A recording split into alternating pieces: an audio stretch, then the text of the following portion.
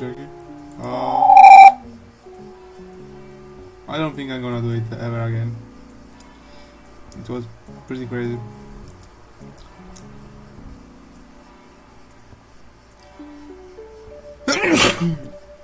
So, good morning, good afternoon, and good evening, everyone. I'm your host, Durj. And today, in my time zone, I waked up at 8 a.m. No, not 8 a.m., 7 a.m. So I finally started to fix my sleep schedule. Oh my god.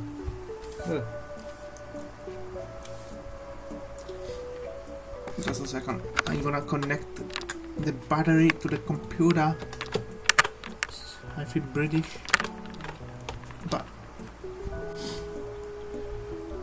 and today, of course, we're gonna keep going with the notes. I think I got a flu. What the heck? So, where we left? Oh. Oh.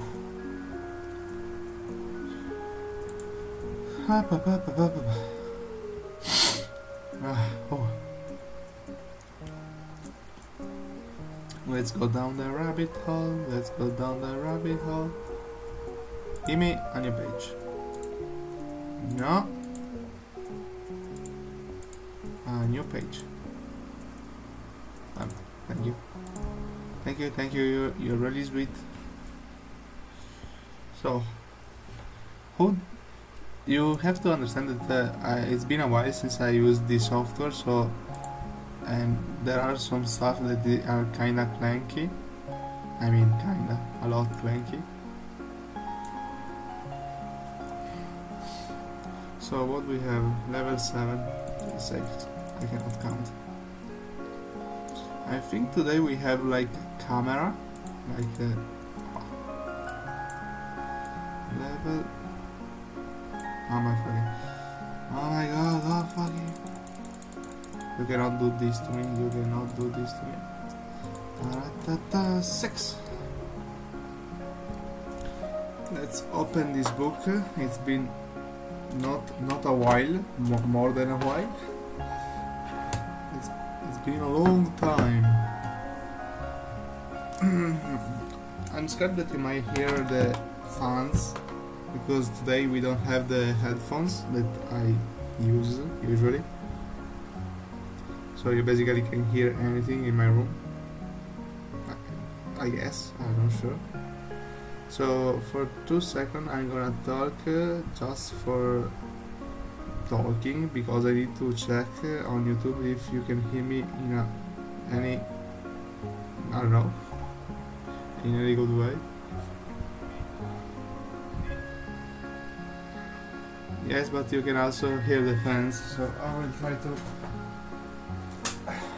will try to survive without the fans.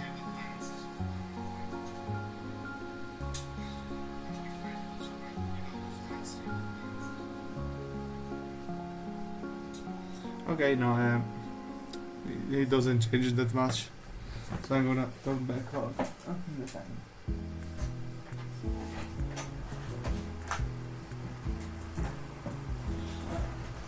Okay, so today we are chapter 6. What is chapter 6? I think I know, but I'm not gonna tell you. Of course, we are reading Level Up by Scott Rogers.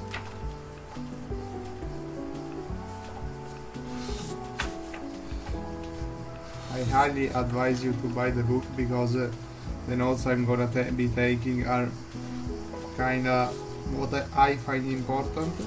So there will be a lot of stuff missing that there is in the actual book. Kamenos, yeah, we're gonna talk about Kamenos. So today you are gonna also see how I take notes. I mean, you already saw how I take notes, but like the process. If I remember the process, it's been like 2 months.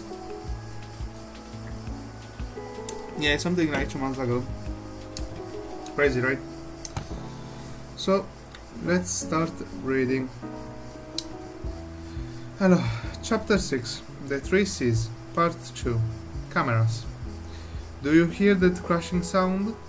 That is the sound of a video game controller being drawn through a 85 thumbs QLED screen with 120 Hz refresh rate. Why was the fine piece of technology utterly pulverized? Because your game has a really bad camera. This reminds me of the early games that camera keep getting stuck. I think it happened also in Dark Souls. In the first, not Dark Souls remake, but the very first Dark Souls, kinda got stuck. The camera, it wasn't really the best, or it was another game. I don't remember. Boo. Did you know that over 1 billion TVs are destroyed a year because of a really bad video game camera? Nothing will cause a player to stop playing your game faster than a poor camera. This is why it's important to get it right. Yeah, why not? It makes sense.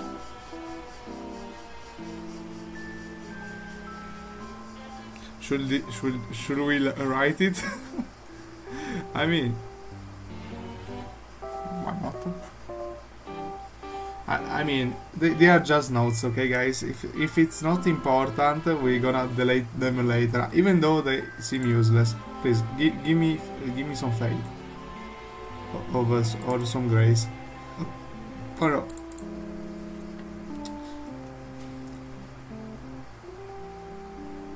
now we are recording. Should we do it in English? Yeah, why not? It will be kinda strange to switch from Italian to English, like, suddenly. And, yeah, it will be strange, but because now I'm recording and I have to be, how do I say? And I need to make these lives more accessible to people. I think we're gonna switch. So, oh my god, I'm gonna die. Why am grunting like this? I don't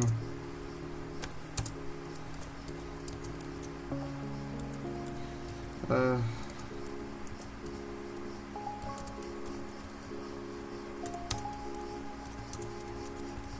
Okay. Now we are English. We are no more Italian. Italy just died today. I'm sorry, Italy. So,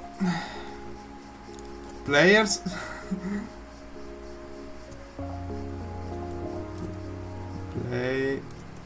Players hate bad cameras.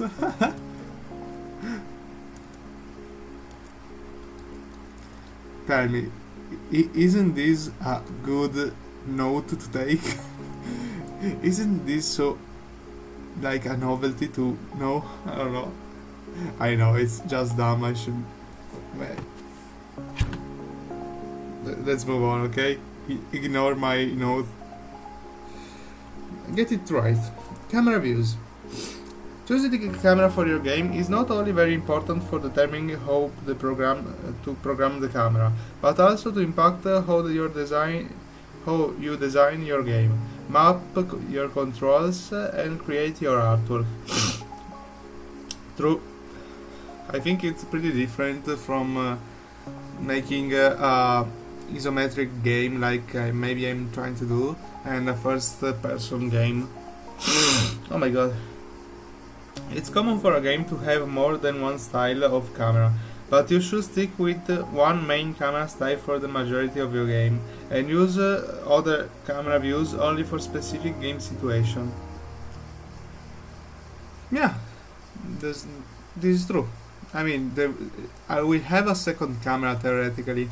Like the first camera will be like something isometric view, an isometric view on top, and the second camera will be for combat theoretically. So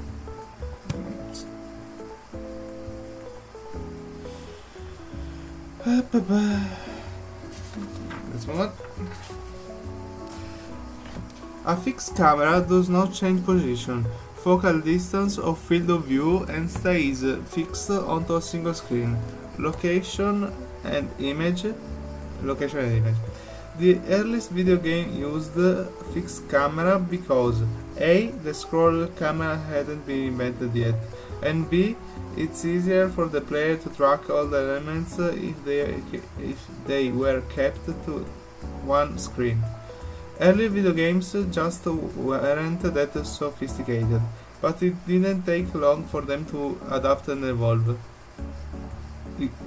Is he talking about the earliest Resident Evil games, right? Ah, yeah, of course. Yeah. Yeah, okay, it was right in below, so yeah, I had my arm on top of it, so. Even though fixed camera roots are old school, this view is very popular in many games like Royal Match, Bomberman and Tetris. A clever use of fixed camera is to set the mood as found in early survival horror titles like Alone in the Dark and Resident Evil. These developers do not only use the fixed camera shot to represent a single room, but also use it to set up the camera for maximum effectiveness. It maximizes the game's artwork by only requiring art that will be seen only from certain angles. An item in game world that is viewed from only one angle doesn't need a backside. Yeah. Which saves production and object rendering time. I mean, basically, yeah. Another advantage is that you can easily use a fixed camera to set up story-related events in your game world because you don't run the risk of player looking the other way when it happens. However, you have to be careful with these static screens because they aren't very dynamic. Make sure to compensate for this problem with lots of animation and effect to keep your screen lively. Okay. Pretend you're looking down at your desktop, or you can use this picture if you are bad at pretending. On this hypothetically desktop, you can interact with all the elements on the desk. But hey, you just can't find your pen in the picture. What you can see is represented by gray box. By moving or scrolling the camera, in the case of your eyes, to another part of the desk, voila! You find your missing pen and beside a book. Amazing.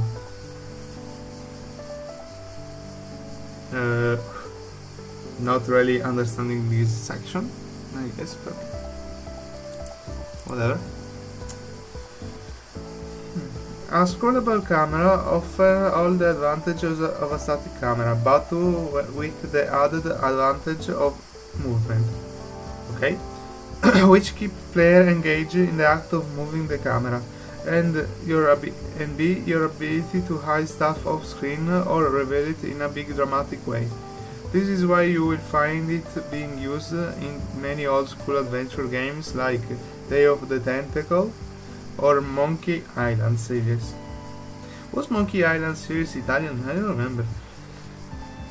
Maybe? I don't know. If you use a scrollable camera with a God mode or isometric view, okay, I think God mode is like the Civilization games.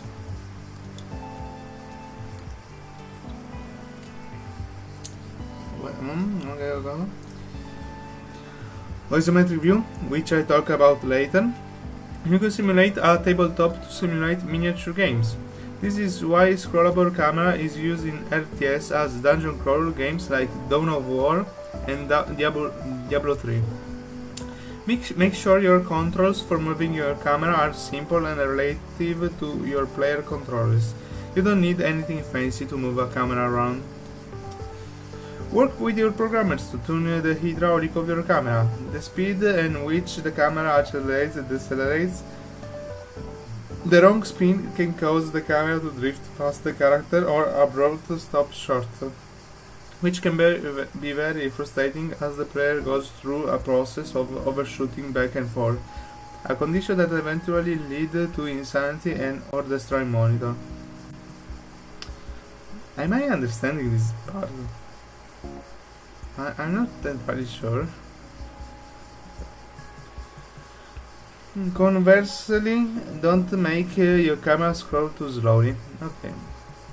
This can be particularly catastrophic in a game in which your little army platoons are in danger of being wiped out by the enemy tanks and you're scrolling the camera too slow to get them in time. Oh, the humanity. I don't understand that. I think this last part is talking like the games where you are in a god mode type of view. That if you don't catch up your army, you cannot give them command, so you need a faster camera to get there.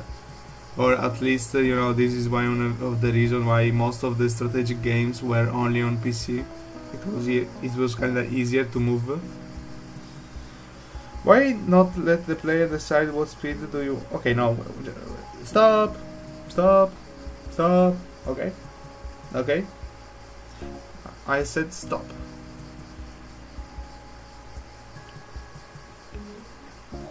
Let's add at least a few notes here.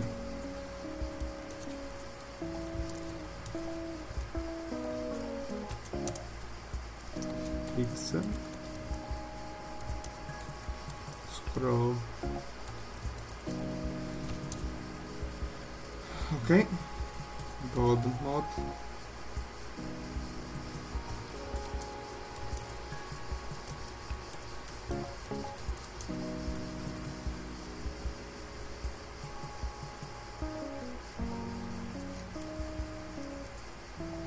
Okay.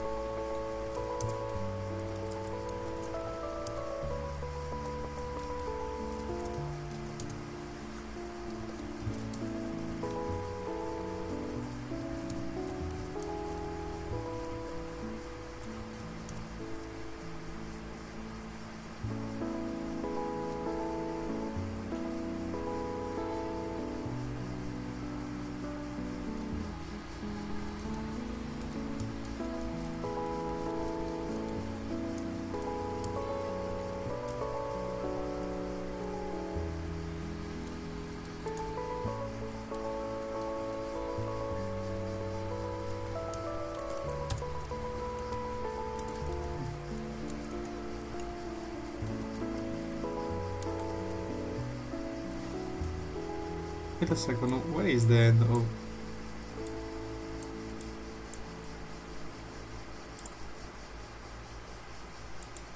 Why are you like this? Come on. It's kinda frustrating when the... Okay.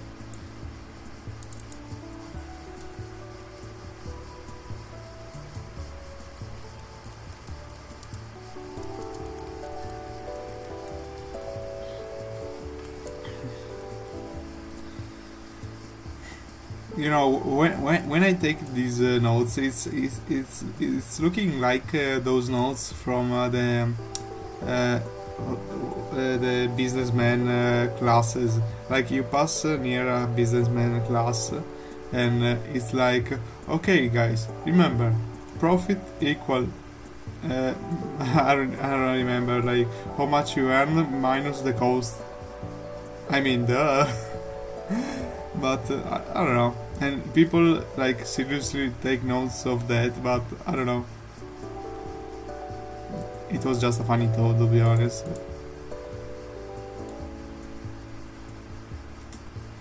Why you do this to me?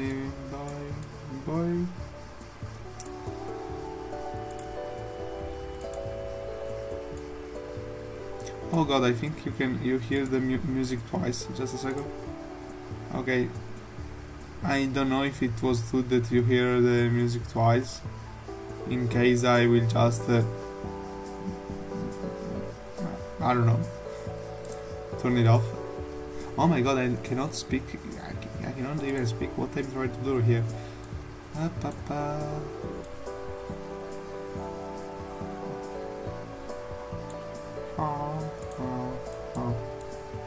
Alright, here. Okay. Let's move on. Why not let the player decide what speed they want the screen to scroll? It's an uncommon option in RTS and strategy games, but it could work for any genre of game with a scrolling camera. I suggest making this option a sliding scale with several speeds to choose from. Just offering fast and slow won't cut it, I guess.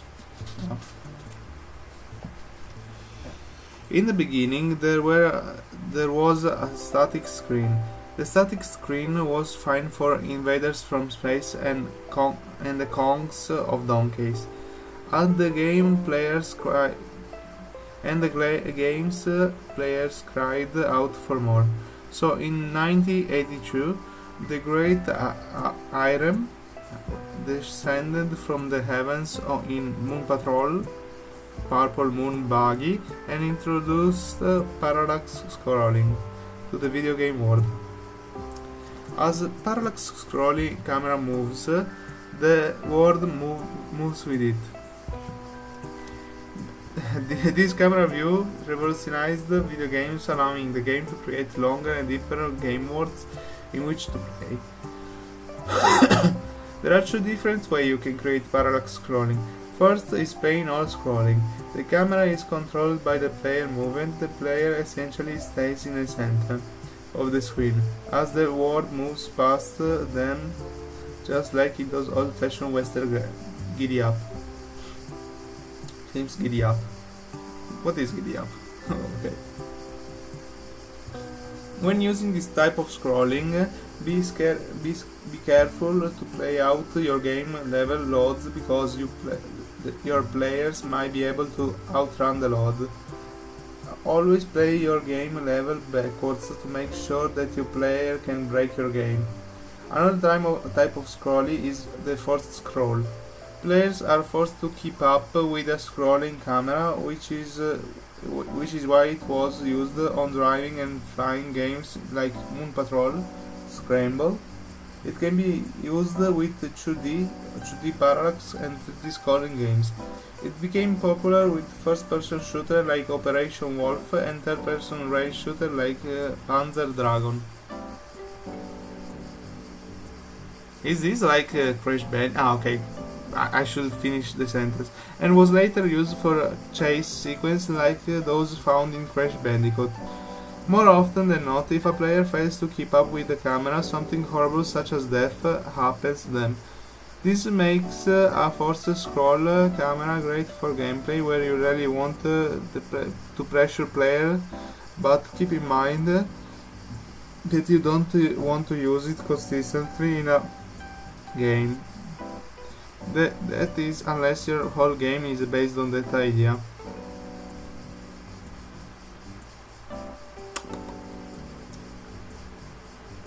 Huh.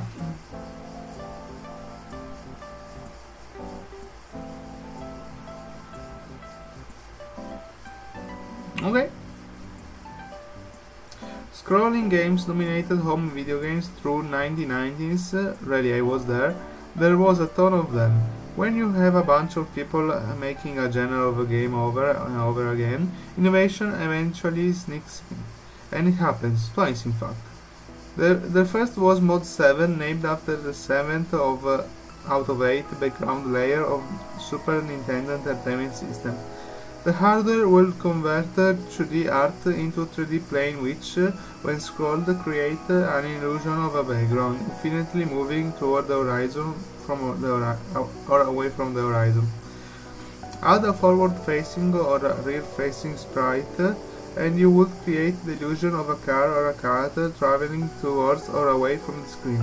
Example of Mode 7 can be seen in Mario Kart, F-Zero and Super Star Wars. However, designing a level for Mode 7 gameplay can be tricky because your level has no true back wall, or a horizon that player can never reach.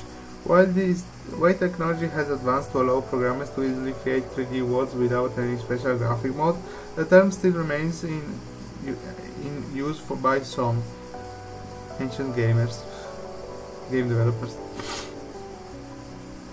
I think I have a flu. Oh, did. And also my back hurts.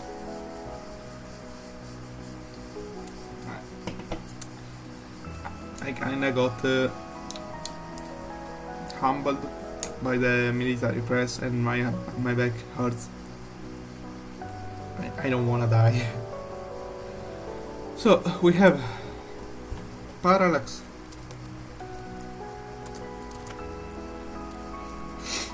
Scrolling. The player is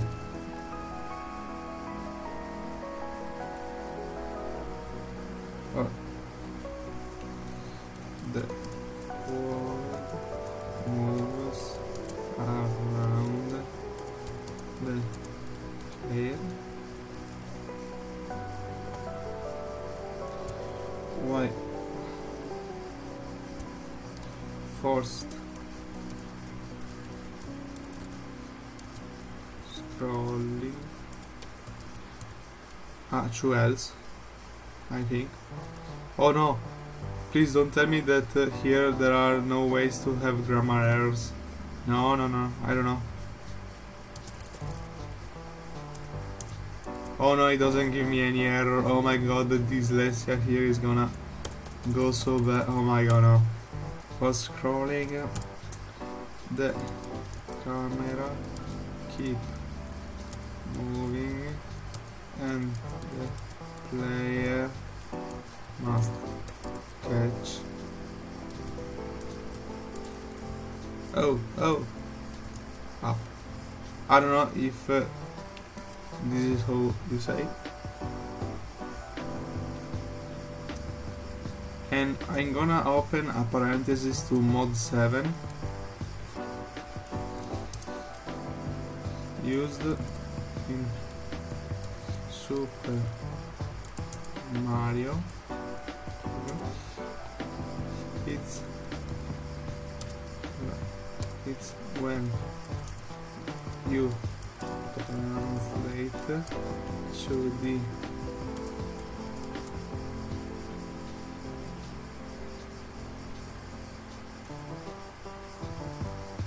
math into a 3D environment. I'm not sure if this is true. Like, this is how I interpret Mod 7.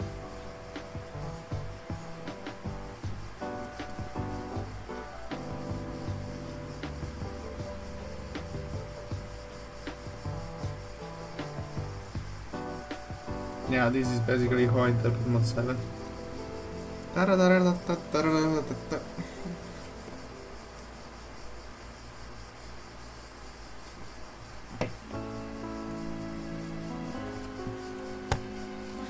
Okay, just a second, I'm gonna take a small break.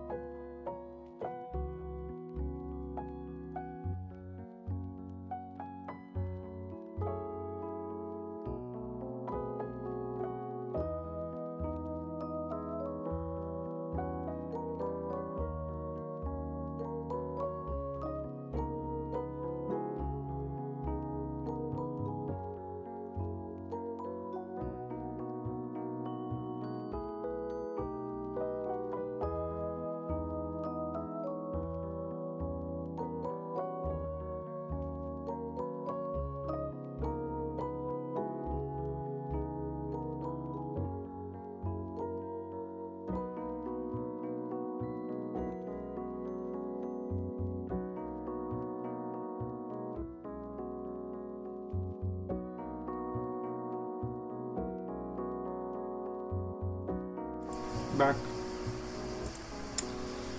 So, let's continue the session.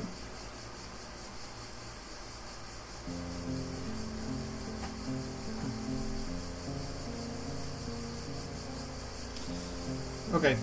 In addition to scrolling the camera, programmers found inspiration from multiple cameras used in traditional animation. This camera gives the illusion of depth by zooming the camera toward away from the screen. By having a camera that tracks in and out of the z-axis, developers were able to create a level design with parallel paths. Game like Disney Hercules Action Game used the multiple camera to create a bidimensional gameplay to forerunner to what is known as 2.5D. An side effect of zooming effect is bidimensional game was severe pixelation that occurred when the camera zoomed in on a non-scale sprite. You can see this effect intentionally imitated by retro games. Okay, no, I didn't understand. Give me a second. Multiple camera, okay, bidimensional.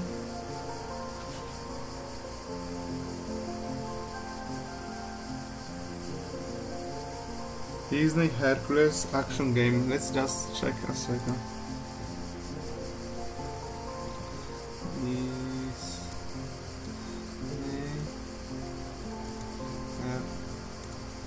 Hercules Action Game. So I can understand what you mean.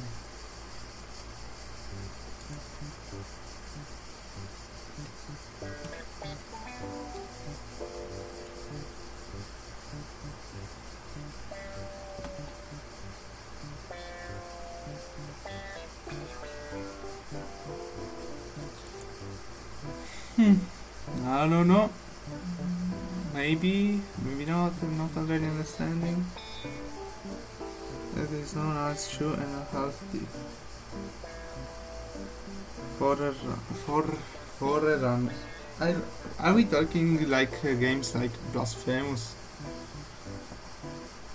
Are we? Because it's looking like Blasphemous or other games that doesn't really come into my mind right now.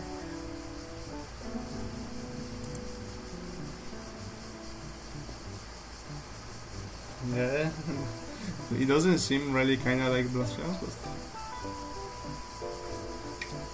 But okay, let's just skip this one. Let's not get stuck. So, first person camera. Alright. As gameplay moved into the Z-axis, game creators explored more cinematic camera views. Although a few games in 1970s featured a first-person camera, it wasn't until Wolfenstein 3D and its successor Doom that the camera view became popular. The camera is used in a variety of game genres, from racing to platform. It became associated with the first-person shooter (FPS). Despite the popularity of the first-person camera, it's hard to discern whether it's really the best camera for gameplay. Here's a quick comparison of the pros and cons of first-person camera. Advantages: aiming weapon is easier. Disadvantages: okay, first every advantages, okay? Aiming weapon is easier. Players view their character as self, allowing for greater immersion in game world.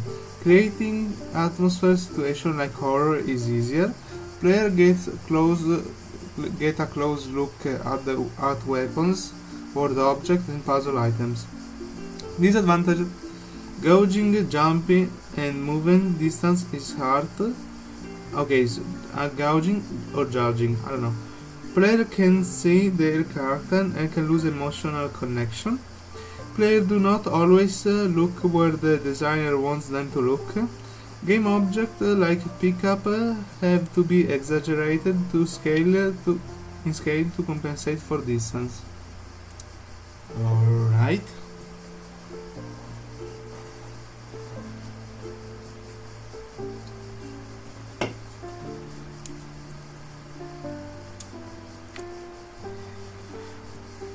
Can I use anything from this?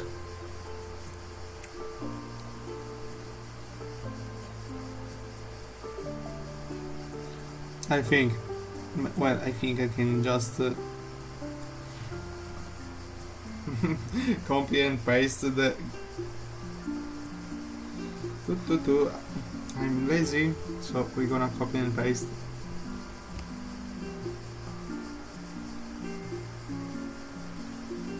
I should my armored core character. It's gonna take a while, so take a seat. I should probably remove the sorry if I'm silent, because right now we are reading, so I'm not really that silent at all. Funny. Gonna take the image because I'm kinda lazy.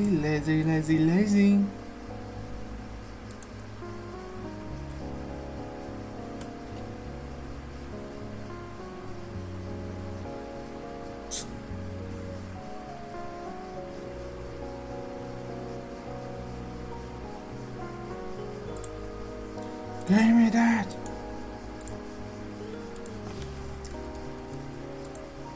Oh, here we are.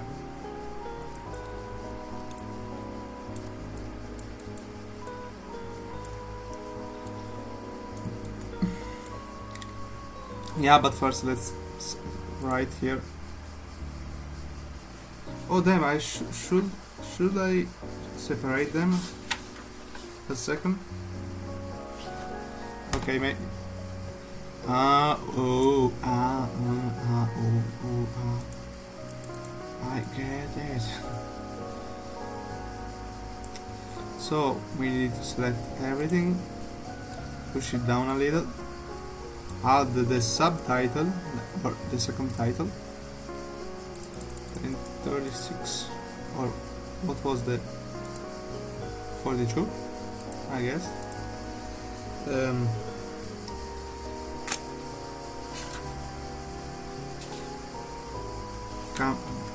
Get it right, camera views.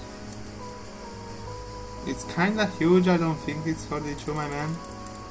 Maybe 32? Yes, smaller, I don't know.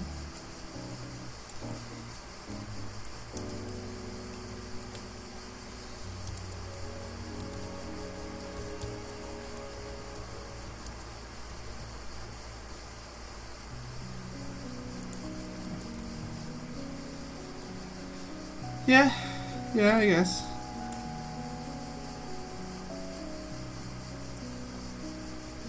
I guess. Da-da-da-dum.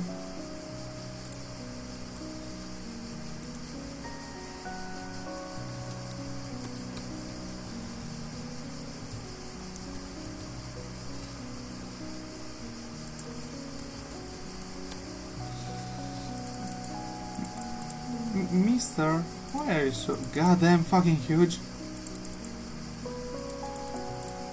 Okay, well. Yeah, well.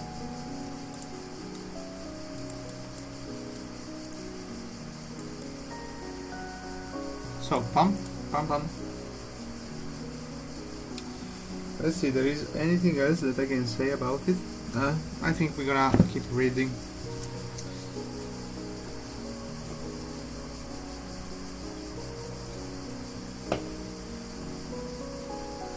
As you can see, the arguments for and against the first-person camera are pretty damn even. But regardless, you can pull off some pretty fun visual effects when using first-person camera. Blood splatters. Many FPS used a blood splatter effect on the screen to show that the player has taken damage. You can also have the screen start to grow dark or dim to represent the player dying. Some games use this effect heavily and some games do it light. But I feel it's pretty unfair to punish a dying player with an additional disadvantage and not being able to see the gameplay or where the damage is coming from. My advice is to use this effect sparingly.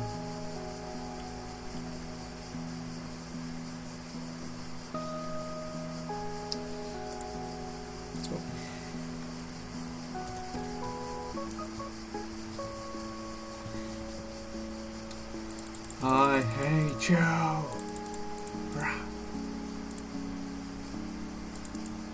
Oh, sexy? Okay, come. And you are also big. Big and fat. Splatter. Use. Big.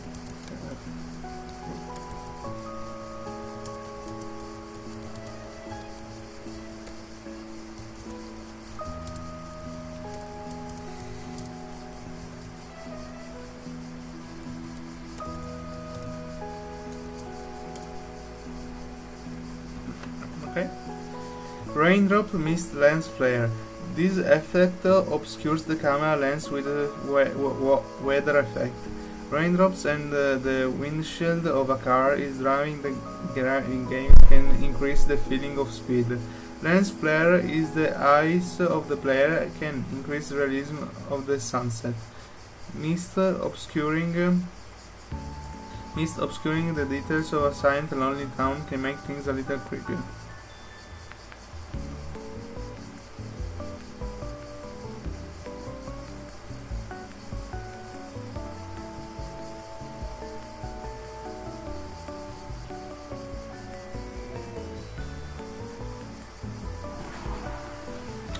Alright, so...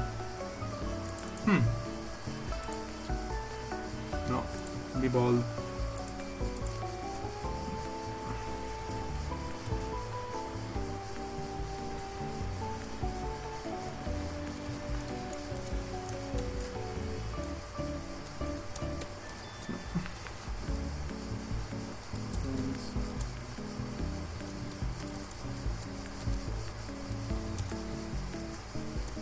Camera effects caused by weather.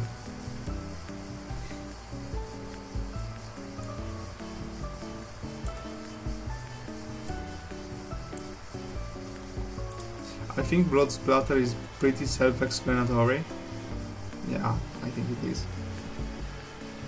Predator vision. Based on the thermal camera effect seen in classic sci-fi movie Predator, you can simulate this effect in a first-person view to make players actually feel like if they have high technology or alien gear, such as night vision goggles. Just make sure the effect gives player gameplay advantage in addition to be cool. Okay.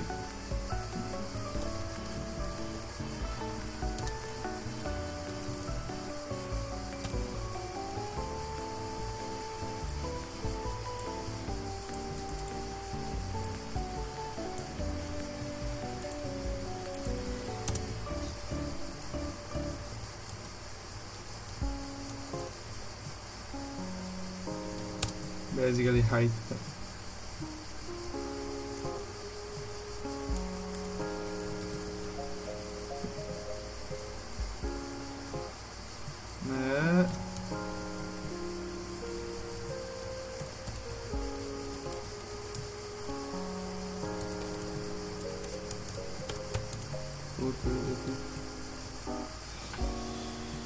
Oh goddamn. Blurry, drugged, poison cam. First person view gives the designer a chance to put a player into the character's shoes, as long as the altered state doesn't interfere too much with the player's control of the game for too long. There's no problem with giving the player a good whack in the head and now and then, or at least a full simulate hangover. Okay? Alright boss, as you say boss. Something your boss. Oh god damn it, not again. Why it always do stuff like this? Let me guess. Yeah, to these ones too. It's annoying.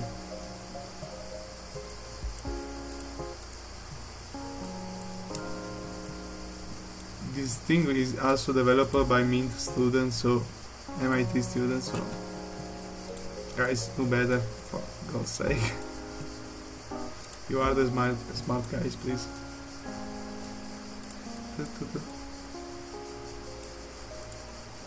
So, yeah, let's keep going.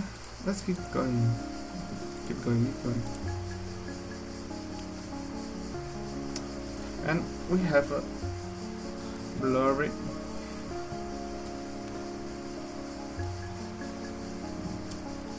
Drugged,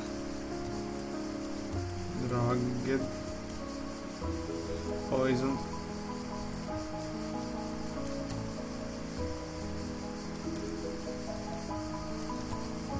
Can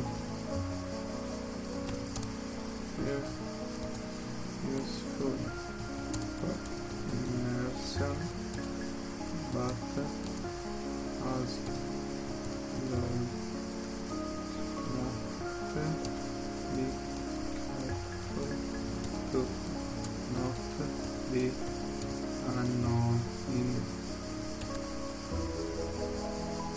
I'm writing annoying right. I don't think you write annoying like this. Yeah, you don't write annoying like this, in fact. Let's change it. Oh. Where is the another one? No.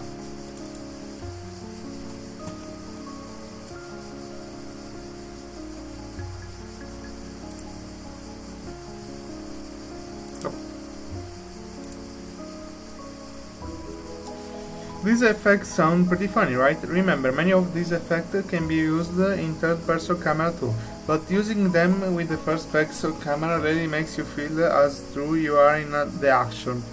But wait, before you pass the judgment, let's toss one more chunk of information into the pot. I guess. DIMS stands for Doom Included Motion Sickness, and it's a very real thing. It's what happens when your eyes register movement as your inner ear, responsible for balance, doesn't. Motion sickness is heavily influenced by the field of view of the game camera. So the larger the field of view, the more people will feel motion sickness. Victims of this form of motion sickness can suffer from clammy skin, sweating, dizziness, headache, and nausea. To avoid having player vomit all over your game, try the following remedies.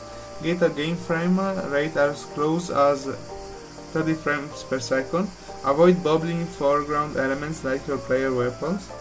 Keep your floor as level as possible. Add large stationary objects to your environment to give a player sense of something to focus on. Don't whip the camera around too much. Try to have your player change the elevation view, looking up and down too quickly too often. Is really a thing? Is this really a thing for like games? Well, I know motion sickness is in VR games because I tried once a VR game, and yeah, it's real. So you can really have the feeling that I don't know, like there was one level where you are on a skyscraper, and yeah, I have the fear of the high places, so it was pretty sickening. And when you move during your VR session, you kinda stumble a little. I don't know. Yeah. Although I'm not a doctor and don't even play one on television, I recommend getting fresh air, drinking glass of water, and no motion sick medicine, and you experience any of the symptoms. Okay. Virtual reality. Let's talk about virtual reality for a moment. All of the issues and notes I listed earlier, the FPS camera apply to virtual reality. After all, you are the first person in a VR simulator, but there are a few things to think about when you design a camera for VR. Don't rotate the camera too quickly. Large swings in the viewer's perspective can cause users to get nauseous. Try to limit the movement to short arcs, gentle motion, and reduce its speed. Let the player decide when to rotate the camera. If you move the camera without player initiating, you may those gentle signals with the player. Okay, I'm gonna skip this part because I don't think I'm gonna make a VR game. I mean, I think the whole VR thing kinda failed. Am I wrong? Because I don't hear talk about it too much. Like, I know there was a huge hype when I was a little boy. There was a huge hype to VR games, VR worlds, VR communities, like VR chat, where Uganda channels and all of and that time, yeah. But it fell off. Am I wrong to think that? I don't see anything really crazy for VR games. I guess because it's pretty hard to make them, but also it's because it's pretty hard to afford a VR set. So it's kind of how do I say? It's kind of a strange decision to make a VR game, or I don't know. These are just gut feelings, okay? I'm not sure about it. I'm not saying that what I'm saying is true. It's just this strange feeling that VR never really achieve its promises.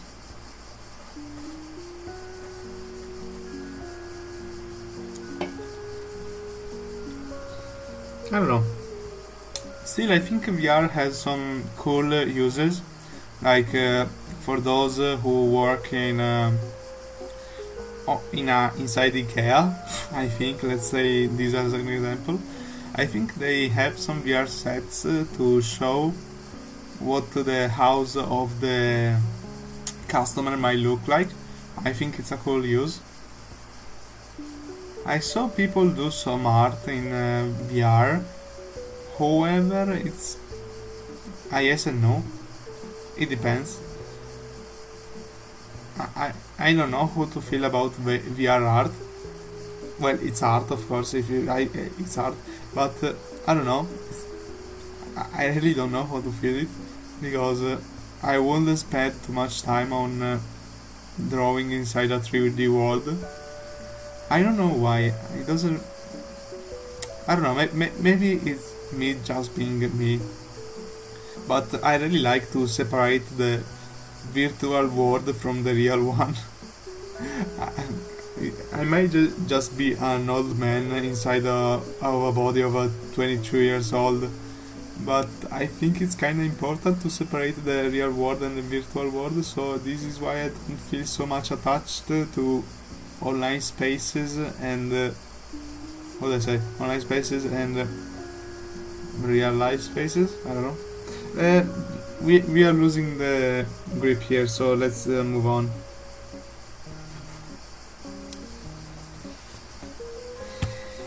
It was a strange section, this one, sorry. Third person camera. Yeah, baby. Third person. We love some third person games that looks like Fortnite.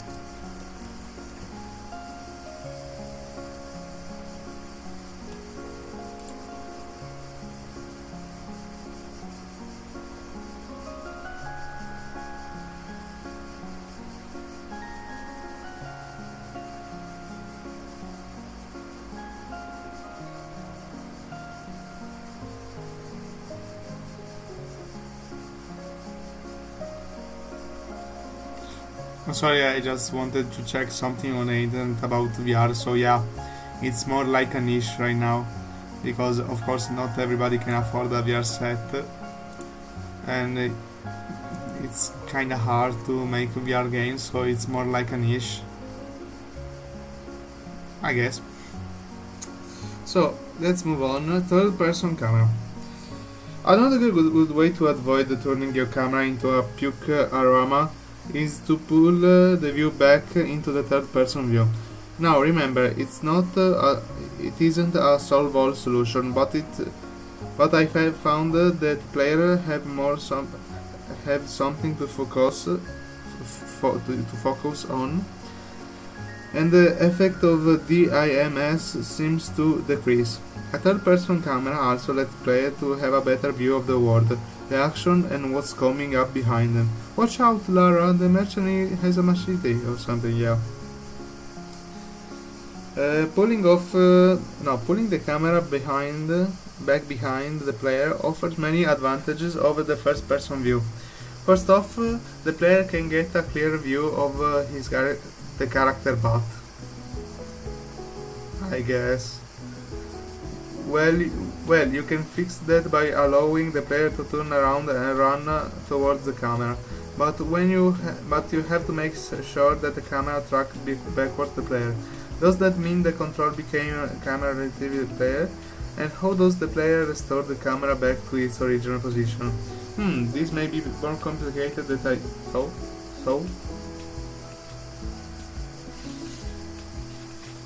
I think I'm losing something here. Getting a third-person camera to work correctly may be the biggest challenge a team has to face. Although many things can go wrong with your camera, let's see what you need to concern with to get them right. Camera movement. When I was in high school, I had an after-school job videotaping sports event.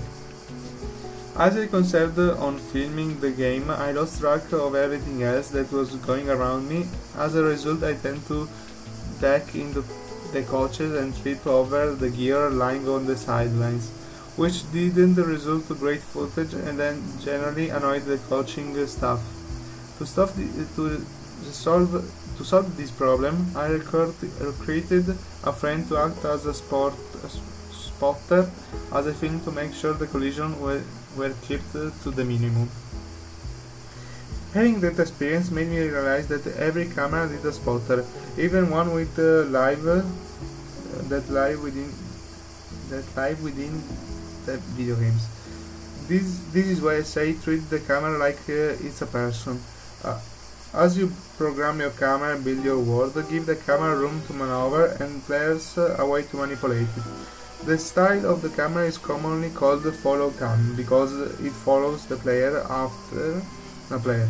After many years of working 3D follow cams, here's what I learned out. Alright, oh my god,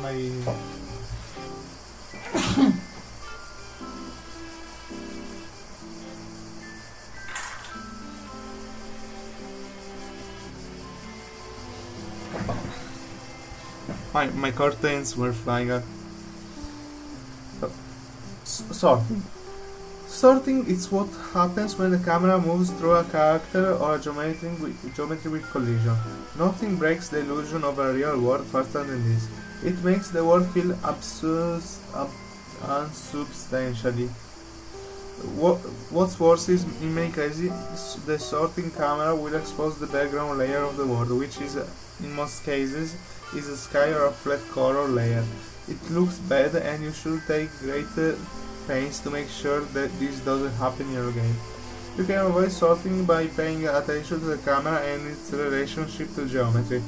One way to give your camera the detection radius so you can avoid passing through the world objects by moving over. Under a round object if you don't want your game to process too much collision detection, which causes the game to slow down. Have world objects turn translucent. This approach works very well with objects within the confines of the walls, but shouldn't be used for perimeter's wall because they can ruin the entire illusion of the level. The player gets disoriented with the elements in the level flicker in and out of existence. Okay. Let's make some points here.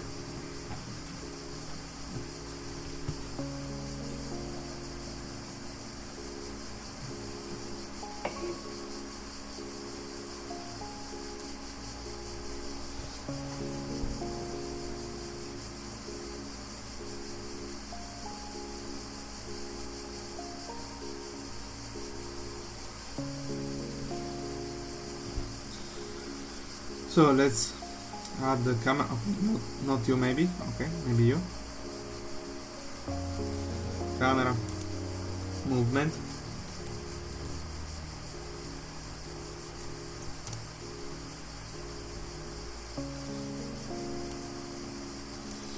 You have to give your camera space to maneuver.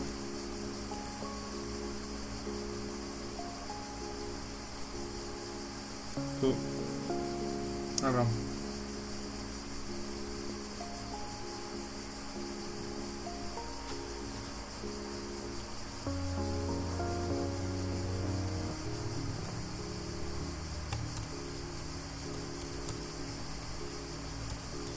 Common type.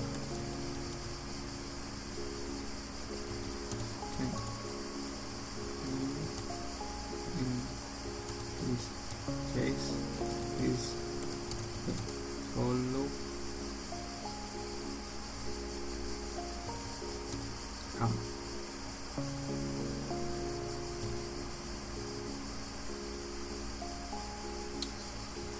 Sorting.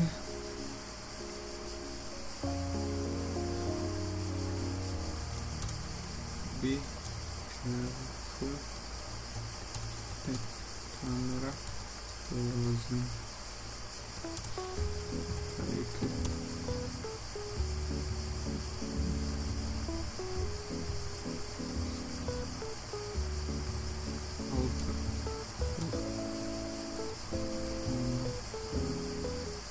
boundaries, out of boundaries.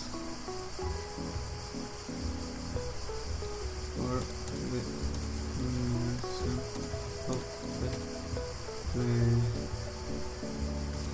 Surgeon, not improve the object inside the decorative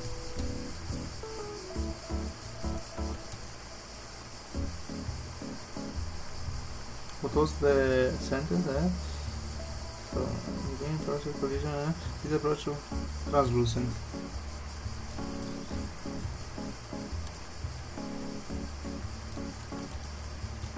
But still needs to be solid. Okay, I guess we can say it like that.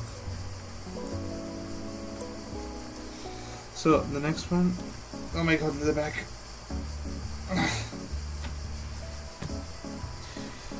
Controls. Think about how your camera. By the way, I'm gonna open, how do I say, a little bracket here. I know that some of this stuff may seem kinda obvious and useless, but when you develop a game like I'm gonna do, these are kinda useful, like checklist, like to be careful that the game at least looks good in a way, like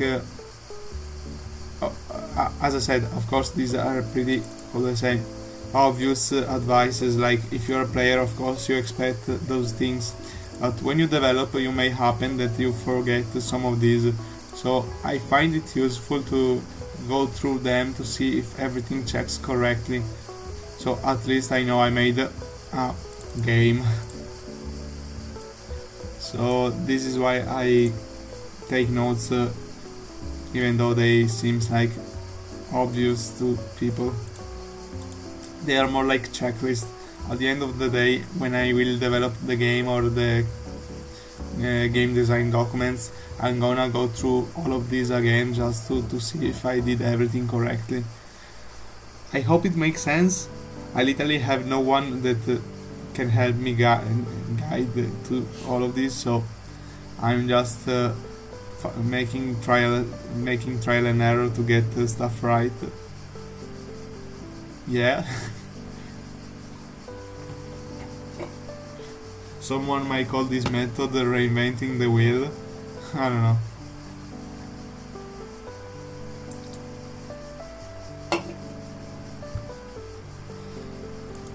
Okay. Just 2 seconds.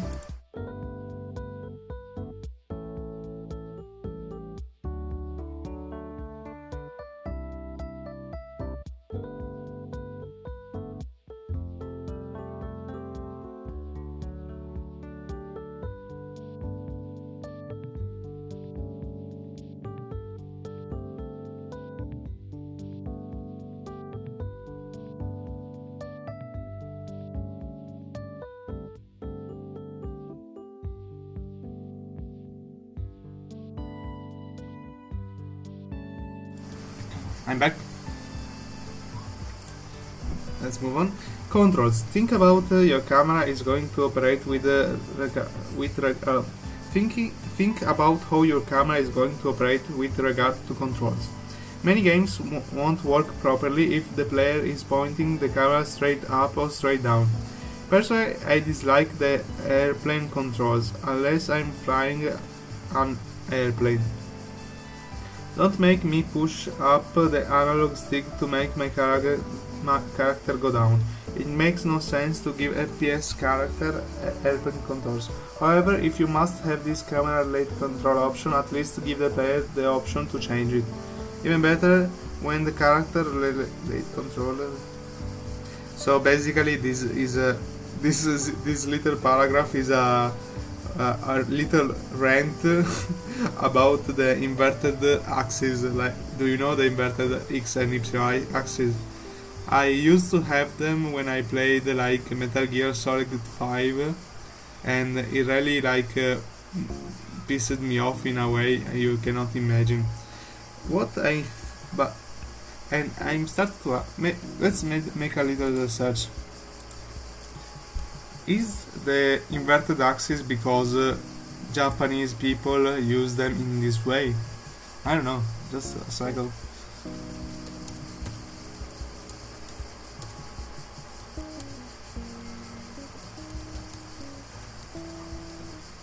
So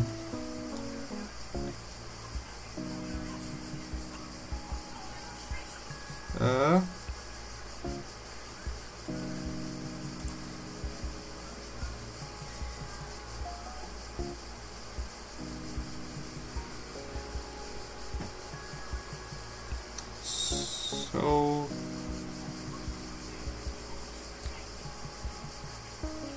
so it's mainly for flying games, it seems.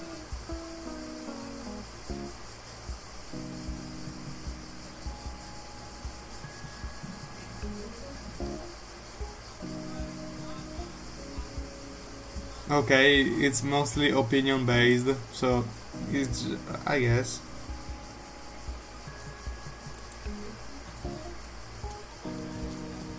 I'm just gonna write it. Controls. I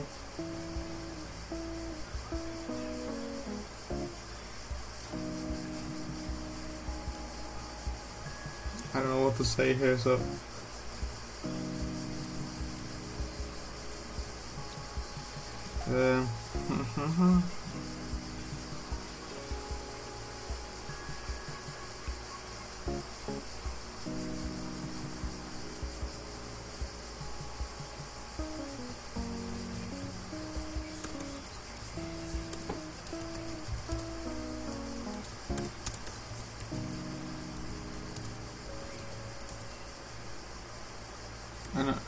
I don't know, this section is kind of strange, I didn't really understand, so let's move on, okay? Like, this is just a rant about how he hates about inverted controls, so I'm gonna move on. Camera flipping, also called ping-ponging or bouncing. This problem occurs when the camera tries to find a good place to come to rest, but end up bouncing between two or more objects. It's due to lack of mathematical sophistication, but you have to bring up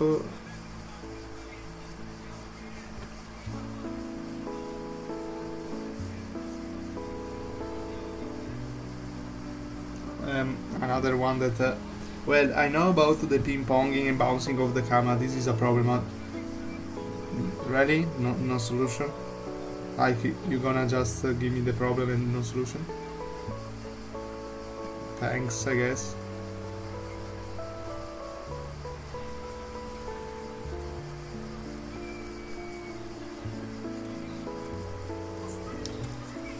Well,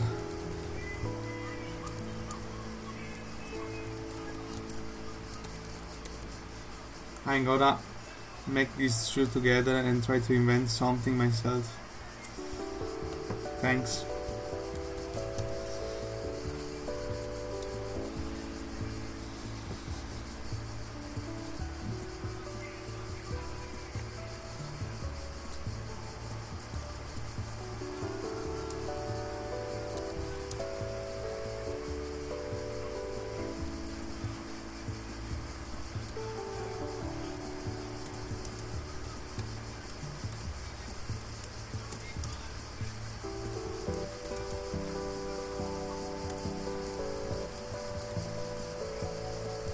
No, I don't know what to say.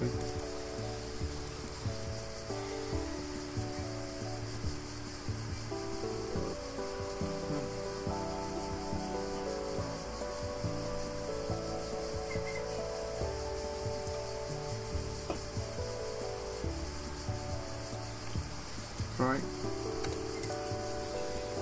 Yeah,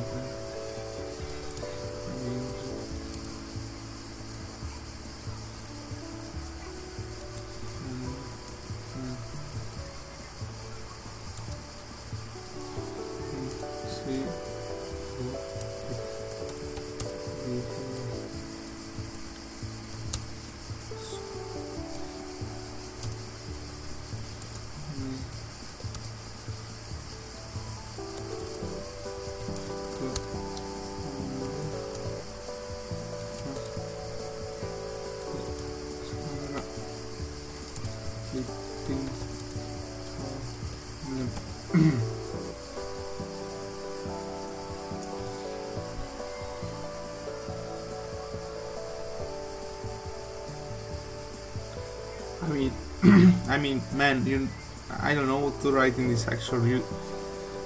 You just present the problem and you give no solution. Like, it's okay problem solving, but I don't know, you know. Whatever, let's move on.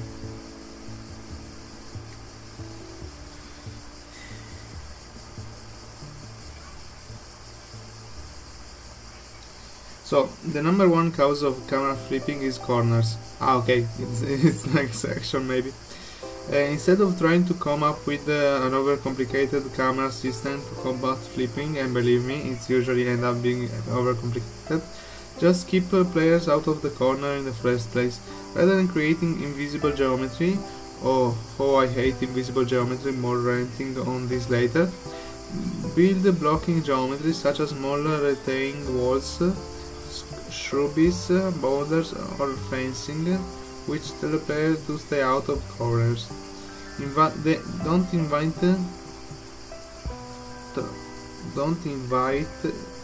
trouble. Okay, trouble. Keep your collectible out of the corners. Keep your enemy AI detecting zones out of the corners. Move your gameplay elements to the middle of the room. Stay out of the corners, I mean it.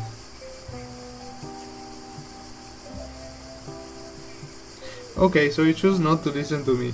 If you think you must have that one powered Nestle in your corner of the room, then your character walks into the corner. Make sure the camera goes up in the wall. Imagine the amazing Spider-Man is your cameraman. What those spiders do when they reach the wall? They climb up. Have your camera scoot up along the surface of a wall to look at the player from a bird's eye perspective, but avoid having the camera show the player from a direct top-down view. Not only does this view look bad, but it is... Alright, okay, I get finally, so I think... So, I like, I don't think it's just corners. I think what he meant was corners and wall, because both of them like behaves. Okay, so let's solve it. Way to tackle this when the camera hits a wall or a corner, make it go up, but be careful, it might flip over the top of the character, I think. Okay. Obstruction. The problem occurs when something in the wall gets between the camera and the player, blocking the player's view. If something gets in the way, I suggest trading like a person. In case the person is Spider-Man, again, make the camera climb up walls, leap over items, or swing up in the air. Anything to quickly get the camera into location to provide a clear view of the action. Alright.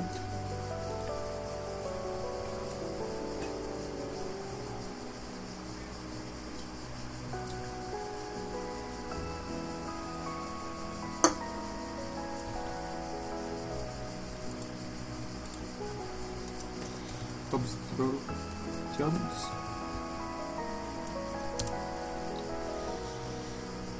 Keep the camera away from objects that blocks the view of the character. Position.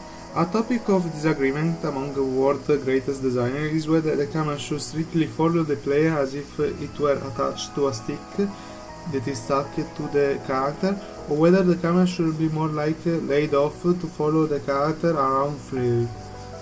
Don't stress it, dude. The camera will catch up with the player when it feels like it, or when the player chooses to reset it. I mean, I think even in third person there are a lot of different views that you can have. Depends what kind of game you're making. Like you can have the, you know what is the Unreal Engine effect? Like you know that a game is made in Unreal Engine. It's mostly the camera view. I think most of the game made with Unreal Engine have the camera slightly to the right, I think, or to the left. I don't remember. Like us when you aim and stuff like that. I don't know. I know that a lot of what we call Unreal Engine effect is because the camera, and also because it burns your computer every time and it's not optimized. Thank you, Ariel. Hmm?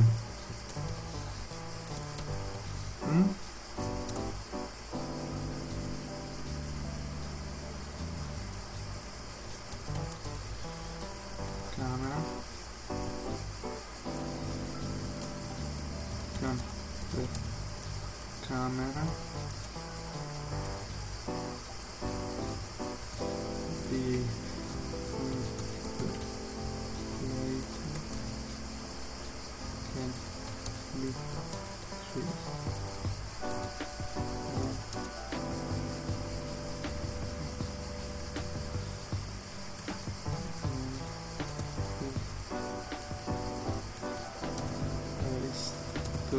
to find what or your game. Maybe it's because I grew in the Southern California, but I am definitely in favor of the second one. Moreover method for the following reason. There are few chances for abstraction. You see the character face from time to time. You can set up gameplay where players have to deal with enemies that sneak up behind them, and it's easy to orchestrate chase style gameplay. Why this is such a content? Ah, now I understand. What he meant is, or if the camera is fixed behind the player, so if you like turn around, also the character will turn around, so you basically will never be able to see its face. Or there is the method where the character doesn't like watch behind it, no, doesn't turn around, only the camera does it. So yeah. Alright, I guess. Alright.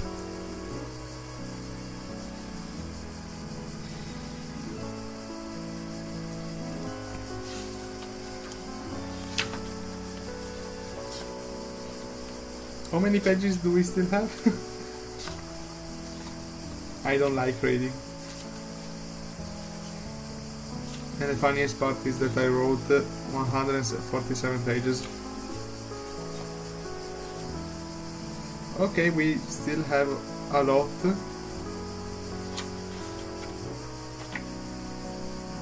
I guess, okay.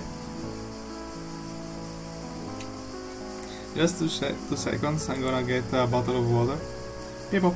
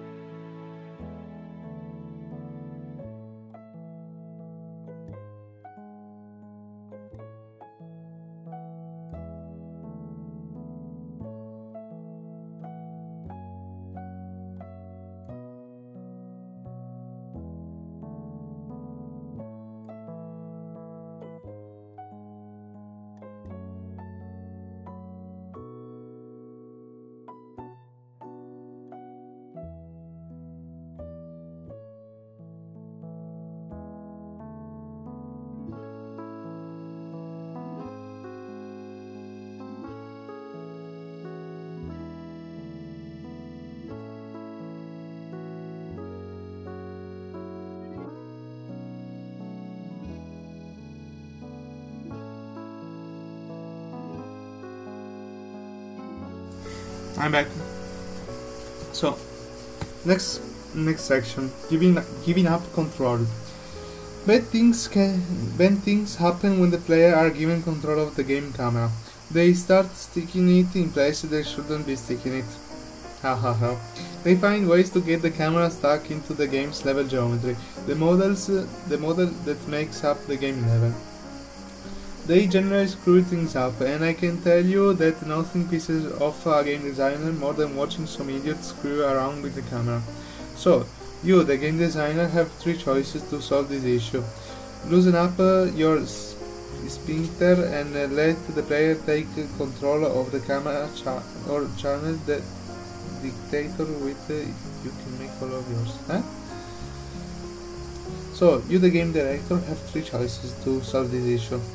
Loosen up your sphincter and let the player take control of the camera or channel the dictator within you and make the camera all yours. Or you can decide whether they take control and they don't. You are a designer, you call the shots. Make the choice, adventurer. Read the next section. To let the player have control of the camera. Skip the next section and move ahead one to take away the control of the camera. Skip, okay. Some of this stuff you can only understand if you have the book on your hands, so I'm sorry if it sounds crazy. So, I think we're gonna tackle all the three options. Basically, he's giving us three options. Or we let the player control the camera freely, or we have all the control, or we make the game have the control of the camera, or we can alternate between the two.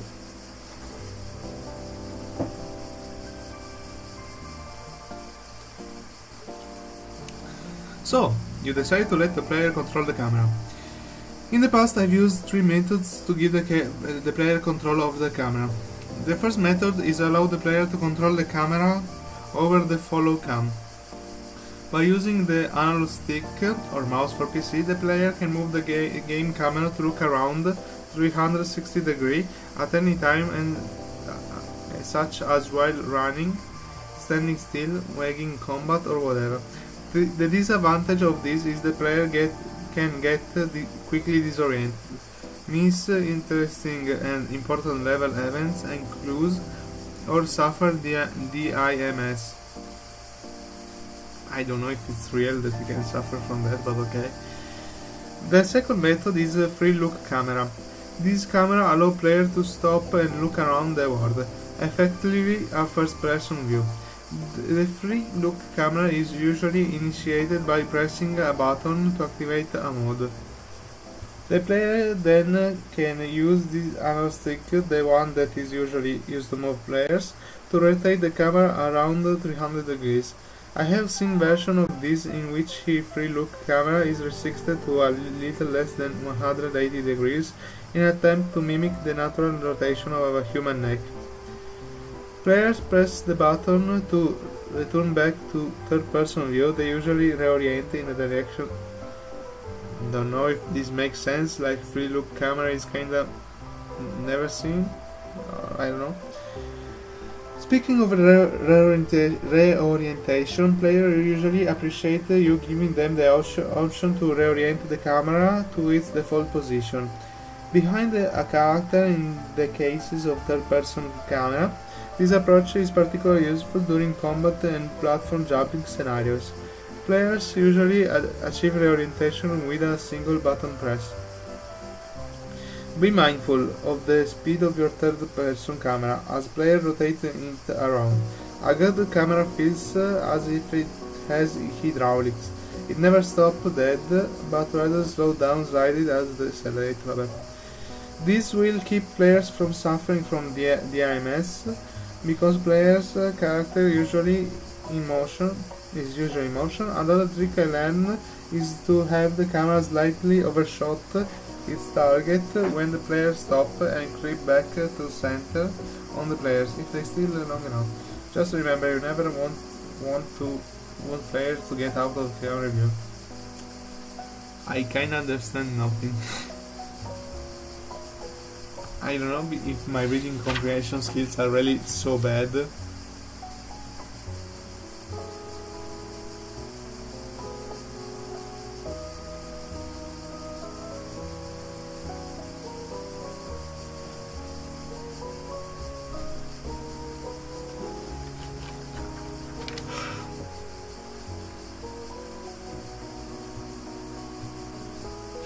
I think I'm gonna read through this section without taking notes, so I can like understand what he's talking about, or the difference between all of these three,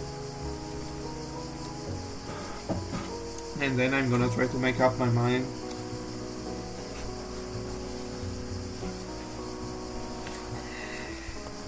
So, okay, the third method to give players selective control over the camera. Like with the first person free look camera, this mode can be activated by pressing a button to bring the camera in for a closer look at the object details, or into a special mode like a sniper scope. The difference between selective control and free look camera is context. With the free look camera, you are simulating the turning of the camera head. With the selective control, you are simulating a piece of equipment such as binocular or telescope. Any limitation selective control camera may have should mirror the limitation of the object the character is using. The realism sets the view, so let reality be your guide.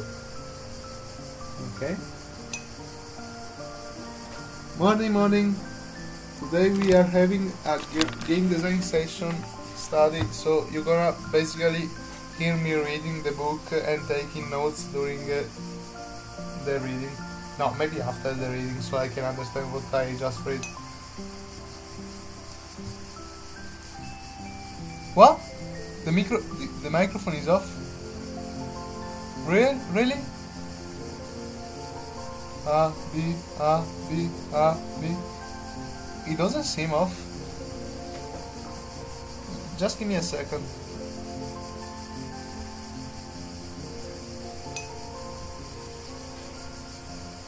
But you can hear me.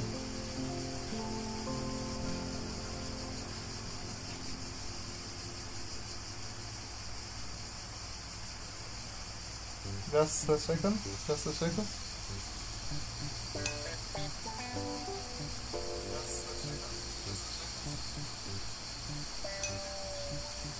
Yeah, the audio is goddamn bad. I'm gonna try something.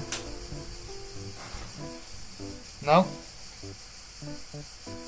I mean, this is one of the reasons. Okay, maybe I know why. Just give me a second.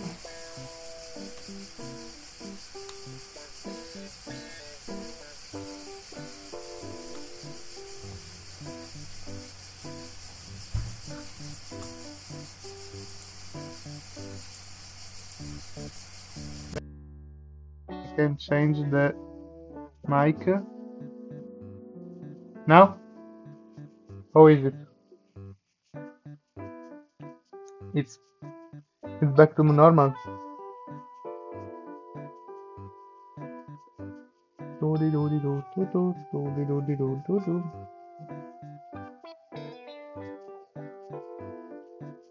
Better. The mic will always be my problem. So, where we were at, with the free look camera, you are simulating the turning of the character's head. With selective control, you are simulating a piece of equipment, such as binocular or telescope. Any limitation this selective control camera may have I don't know what's the meaning of this part. Camera may have should mirror the limitation of the object the character is using. This realism sets the view, so let the reality be your guide. Some game designers find the transition from third person to first person jarring, and feel it risks taking players out of the carefully constructed atmosphere they created.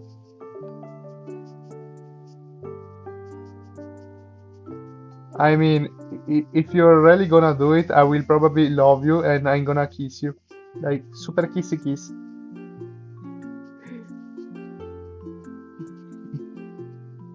I don't know if you want to. Some game, I'm gonna consider it like a super donation. Like, I'm a charity. And I'm also the poor guy that you're donating to. So, with the free look, okay, no, sorry, we already read that. Some game designers find a transition, Finisky take it created. Resident Evil 4 created a unique solution for its shooting gameplay.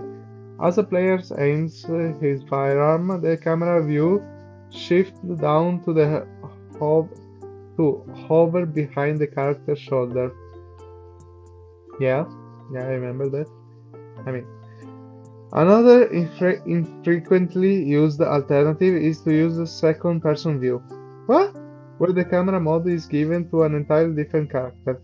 In the Mark of Cry, players see through the eyes of Kuzo, a bird that can be flown on spy mission.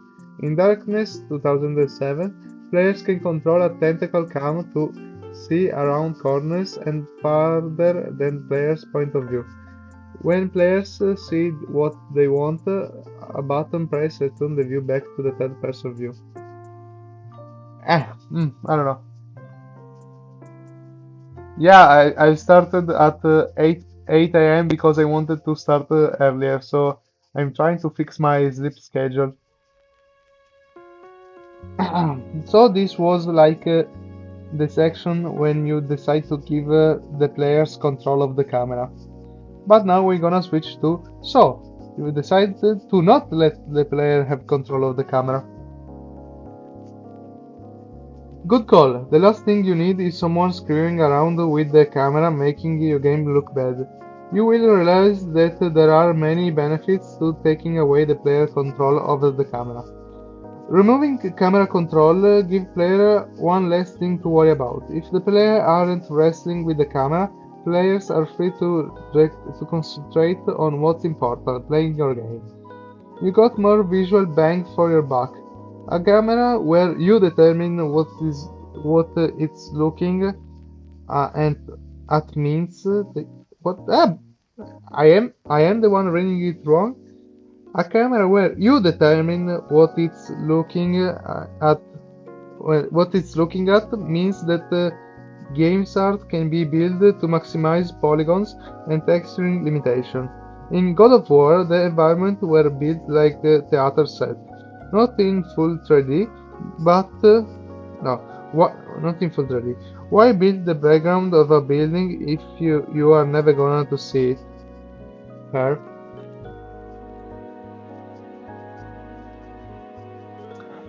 Uh, you can treat your game like a dark ride. Disneyland Haunted Mansion is the perfect real-world example of a design control camera, as its Omni-mover carts always have the guest looking at the most interesting scene of the ride. You commonly find this kind of rail camera in the first-person shooter like Time Crisis, Sin and Punishment Sector, and House of the Dead. Your game world simply looks better. Taking away camera control means you can set up shots. Want a worm's eye view to make the boss look more menacing? No problem. Want to screw the camera to make the world look dim and creepy? Go right ahead. No one is going to be able to screw it up. What did I miss? Have an important clue or event happening in your game world? Want the player to be able to see the Tower of Doom looming in the background or the giant spider that is creeping up on them? No problem. Without camera control, you don't risk the player missing anything important in the game. Want to have the camera no. Want to have the camera control? Oh, want to have the camera do a barrel roll? Damn. zip in and out between columns, move around pillars or over under the object, matching player movement as they crawl under obstacles and through narrow passages. Go right ahead and go nuts with those complex camera movements. Using a rail camera, you can set up elaborated and cinematic camera angles. You don't have to worry about players resting to regain control of the camera. Just make sure your gameplay control remains consistent during any of these fancy camera movements. If you decide to obstruct or let camera get out of the player view, make sure your camera relate controls let the player guide the character into the view. For example, if a character moves the character behind a fence, they should be able to keep pushing the control stick in the same direction with the assumption that the character will eventually emerge on the other side. Don't place hazard behind the obstruction or widen the path in these areas, which would allow for movement in the z-axis. The player could get unjustly hurt or lost when not in view. Those situations, however, are great places to hide goodies. I have really poor reading comprehension skills, probably. I'm not really understanding what he's trying to say. Like, I I'm maybe not seeing the games that he's imagining while writing this stuff. Like when he makes like a popular reference like Resident Evil 4, when the character Leon you aims to an enemy, I can understand when the camera shifts to the right shoulder to help Leon have the aim that he needs, or more than Leo the player. But some of these examples, I don't know, man. Maybe I'm too dumb. I don't know. So let's finish it. But the most important point to remember when removing the player control of the camera is to make it clear they don't have control over it. Once they realize they can focus on the gameplay and don't worry about the camera, okay. Once they realize this, they can focus on the gameplay and don't worry about the camera. Okay. Two-dimensional versus three-dimensional. In the end, all that matters is that you use your camera at its best for your gameplay.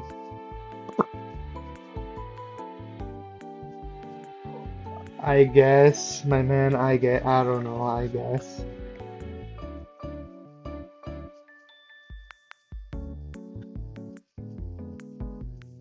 What can I... Well, I don't know. I'm trying to understand these two sections. Like, the first one is talking when the camera is in control of the player. So I'm kinda guessing we are talking about games like Elden Ring, or I don't know, like your usual third person or first person where you have the control over what you are looking at. But he seems pretty like into not giving the player control for some reason. I don't know. But I think I kinda get it. Like in the first section, some if it's harder, like in the case where you give control of the camera to player, it's kinda more work to make sure the camera works as intended. Like player will probably look around, do stuff with the camera, bump it into the background. I don't know. So it's kinda more work to make it function it correctly. This is what I'm getting. Meanwhile, taking out the player's control over the camera, it's kinda more creatively empowering to the game director. Like the game director, if he takes out the camera from the player, can make the player look at things that he intended the player to look at, or I don't know. and also the player can focus more on the gameplay than rotating the camera. I guess, yes. This is what I'm per perceiving from these two pages that I've just read. And let's finish with the last one, so maybe we have the whole picture in our hands. So you decided to let the players sometimes have the control of the camera. You are a fair, balanced individual who knows the meaning of moderation. Now go back and read about the other two options so you can learn something. You know it all. Okay, there's too much humor in this book for me. Two, 2.5D. Crash Bandicoot 1996 is one of the best games to take two-dimensional platform games, play and move into the third dimension. Unlike bidimensional gameplay, which uses sprites for the game's world and character, 2.5D uses three-dimensional character and world models but limits the camera movement to the same manner as bidimensional games, up and down and in and out of the Z-axis. Is he talking like a Blasphemous but in 3D? I know I'm using a lot of Blasphemous reference right now, but it's what I'm trying my best, okay? I'm trying my best to understand this. So basically, okay, so it is 3D, the world is 3D, the characters are 3D, but they only can move into a 2D dimension, so only on the X and Y axis. Yup. When making your 2.5 dimensional games, you just follow the same rule as with a parallax scrolling camera, with the guidelines of taking control away from the player as listed previously. I guess. my goddamn skills are my goddamn reading skills are really worn off by time, I guess. I'm not spending my time reading, I don't know. Isometric camera. Introduced by Jackson, the isometric camera gave player a new way to look at playing fields. Not quite as side views and not quite top-down. The end results create a rather toy-like view of the world. This and the smooth 3D world on a 3D display contributes to with the isometric view is popular with building and simulation games. Alright. There are some advantages to isometric or ISO camera. Players get a quick snapshot of the environment layout and the relationship of items within it, which makes it good for environment puzzle solving. Hordes of enemies seem more impressive when seen from the camera view, as exhibited in games like Hotline Miami and League of Legends. I don't know why I laugh every time I see League of Legends. I'm sorry, League of Legends fans. That said, elevation can cause some problem in ease of use.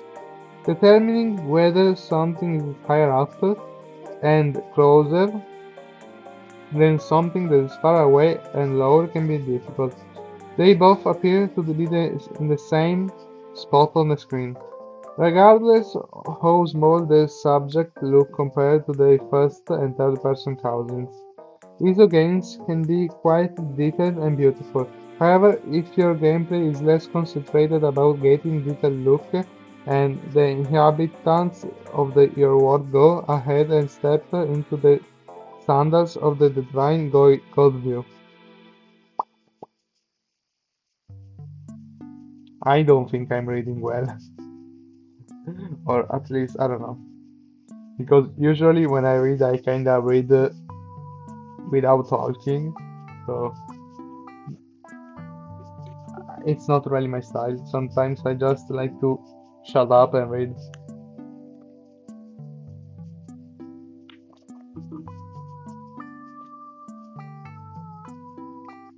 Because details aren't as important in God View mode, you will find it in games that are concerned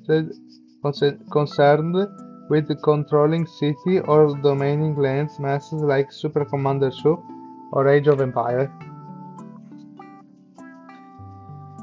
God View is essentially an isometric camera, but the player is given a wider field of vision over the world, sometimes as high as low orbit. Here's a pro tip. Here's, here is a pro tip for you as for your artist teammates about creating art for isometric level. They can draw the game character from the side view, as they still and they still work. As long as your game art style isn't too realistic, do you believe me? That take a look at games like Little Nemo and the Nightmare Fiends and Kingdom Rush 5 Alliance. I'm getting a stroke. I don't know if it's because it's too much information or anything, or because I'm used to read quietly. But I don't know if I'm really absorbing the information that the book is trying to give.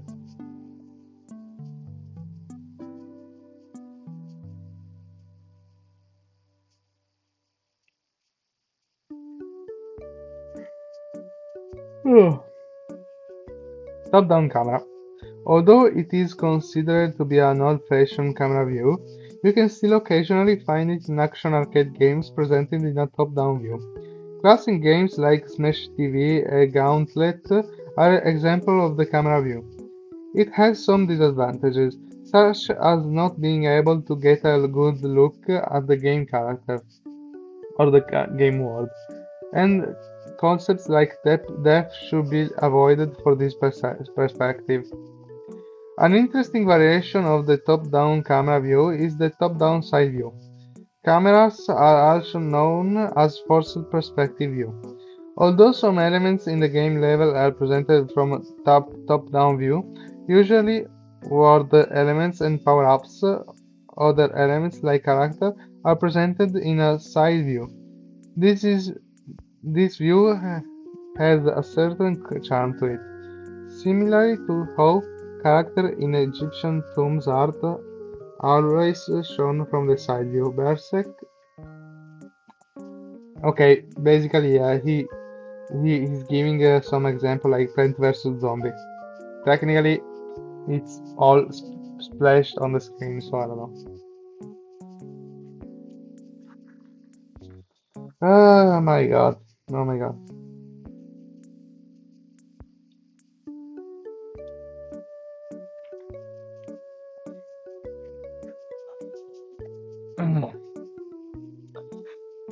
AR cameras, or also known as augmented reality, or AR for short, games. The camera is essential to the experience. Players use their camera to look through the screen, as virtual characters seem to appear in the real world. Basically, Pokemon Go. Having gotten their start in camera-based peripherals like the Sony iToy and Microsoft Kinect, AR is more ubiquitous in mobile devices. AR games such as Star Wars Falcon Arcade Gunner, Wonder Book, Book of Spells, and Pokemon Go, and Five Nights at Freddy's Special Delivery blur the lines between the game and reality. These are two styles of AR games. The first requires a printed card, much like QR code, for the games to look at. Like Invisimals! Yeah. As long as the player keeps the camera trained on or near the patterned image, the game's element can be displayed. If the players move the camera away, the character will disappear and the gameplay will suspend. The other style of AR games display virtual character vehicles or effects on top of the camera image. For example, Harry Potter Wizards Unite displays goblin trolls in your magic and your magic wand over the background of whatever you are, but be in the city skyline or inside of your kitchen. When designing AR games, try not to clutter up with screen with HUD elements or large virtual objects because the main appeal is seeing the virtual character in the real world. Also, make sure your game elements are scalable because players can change their distance from the printed card as easily as taking a few steps backwards. Alright? Yeah, VR and AR games so never has been something for me. I mean, I don't know. Special case camera. Okay, so you've decided what camera to use for a game. You're ready to go, right? Wrong! What about the camera for special instances? Designing a camera to work underwater or while flying adds flying adds another layer of complexity. Here are a few red flags to be aware of and tricks to keep in mind when adding extra layers to your games. Make sure your camera is always moving along the player while flying or swimming. Don't let the player rise or fall off screen. If your player flies or swims straight up or down, make sure your camera doesn't sort through floor geometry.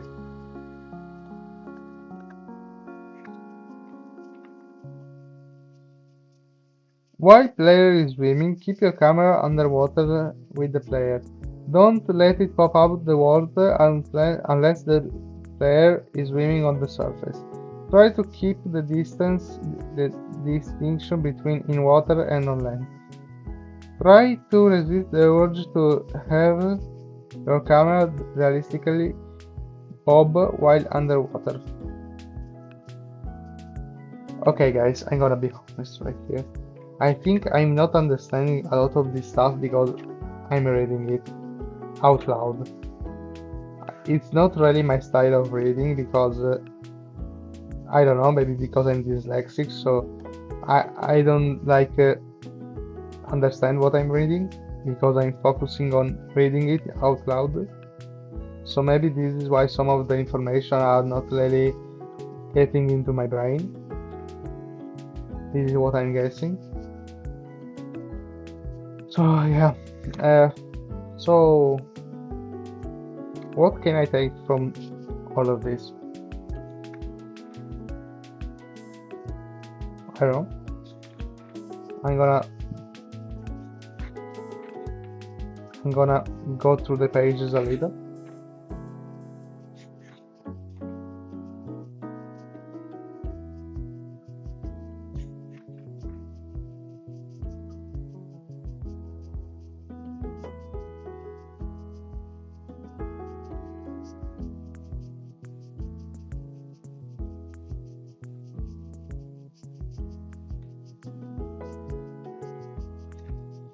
Okay, so let's make a little break, just like 2 minutes, and I will be back. And maybe we'll change the style of how I will make these sessions because I totally don't like to read them out loud. I will probably read them quietly and then come back and try to explain them. So, 2 minutes of pause. My back.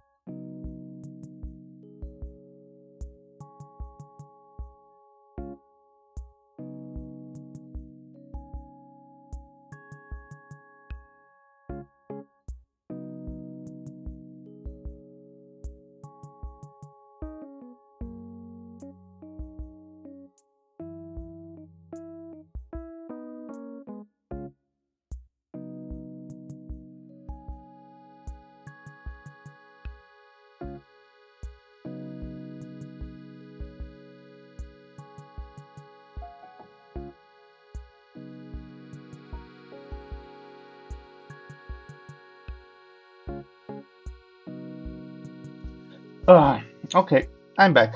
I I have eaten a protein bar, and I took a moment to think how to tackle these sessions. And I realized that just reading out loud is not a good idea. So I'm not gonna read out loud anymore.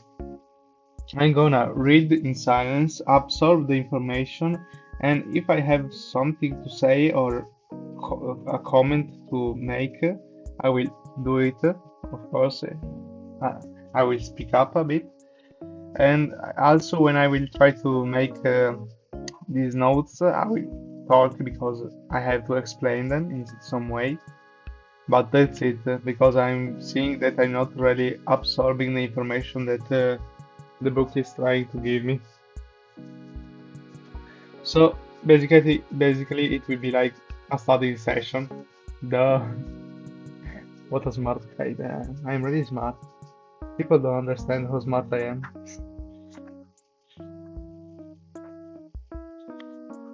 For real, for real.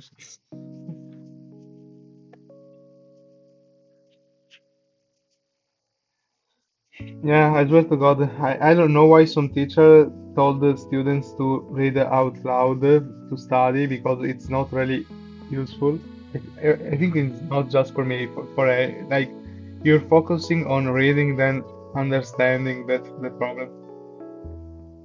I have the feeling that you are more focusing on reading than understanding, so I don't know. Yeah, so I'm gonna take my time to read it and then I will try to explain a concept from my point of view. Also, I think this will help me avoid the copyright strikes in case I should not have read the book out loud. So, yeah, I think it's a win-win situation or something.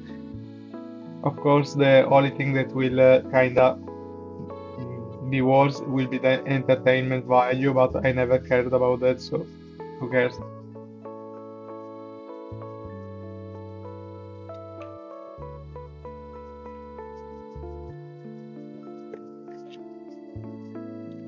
What there is behind, so okay.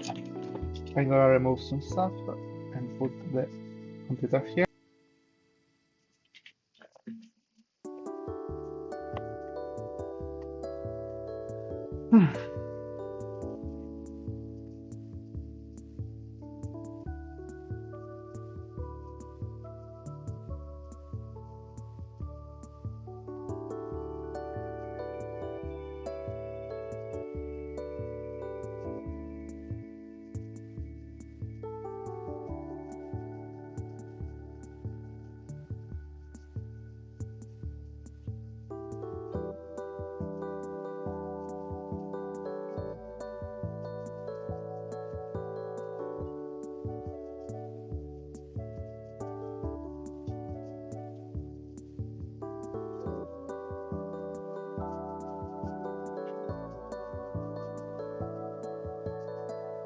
Oh, my doggy is under my desk. How cute. I'm gonna pet him a little. I love you, Imeko.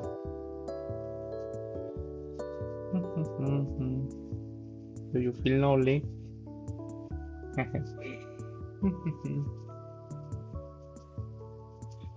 Oh my God, now I understand. Okay, yeah, it was reading out loud that was the problem. Now I understand what he meant with some of these sections. I'm gonna explain them to you in a bit. I'm gonna finish them first.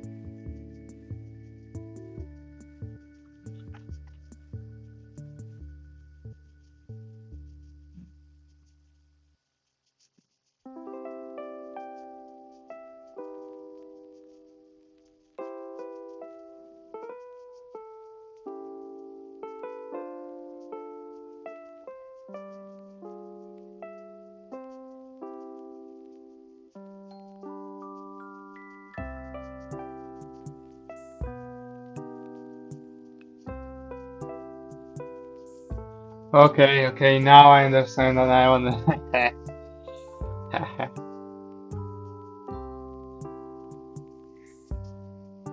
So,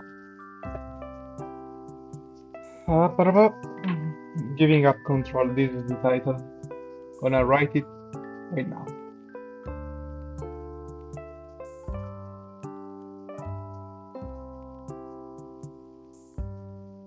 Bum, ba, ba, bum, ba, ba, bum. Bum, ba, bum, bum.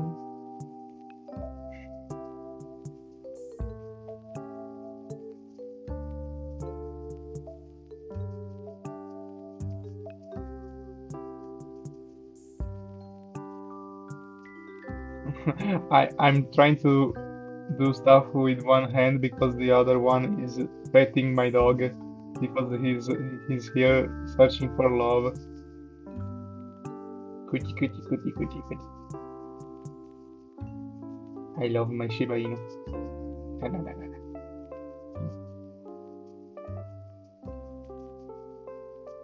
And the doggy was feeling lonely, so he come here for some patting in the head. Doody doody doody doody.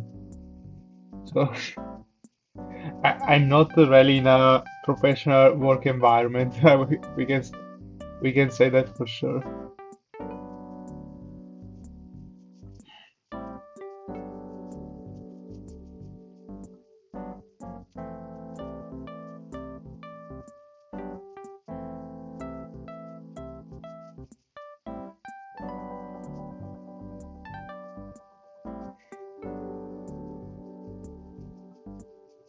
So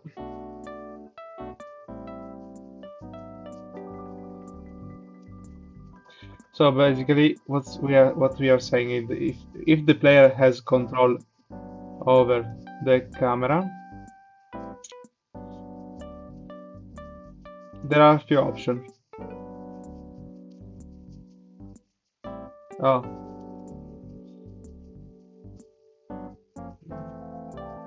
they can choose where they look.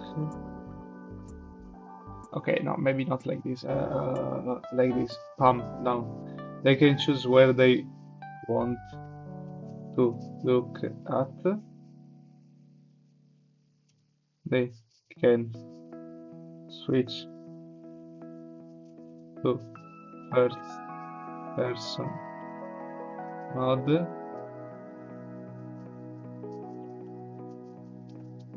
and they can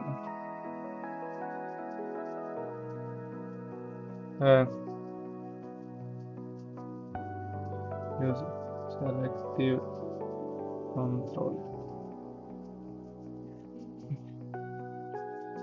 like sniper mode. Let's check if I'm right.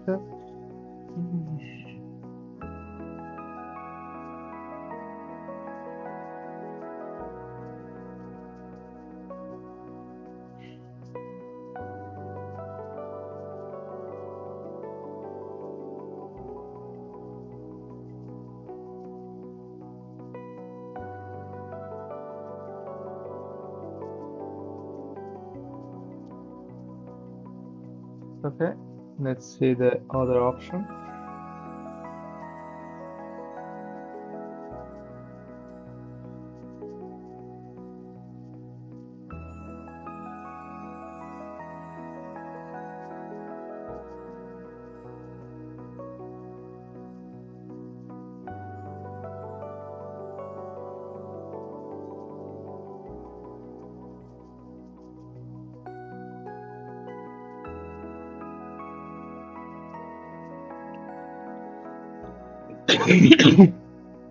Okay.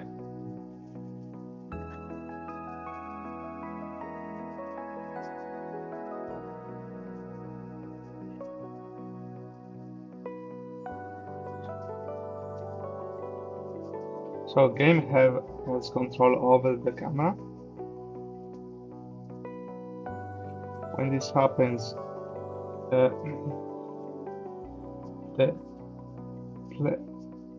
doesn't have to worry about it.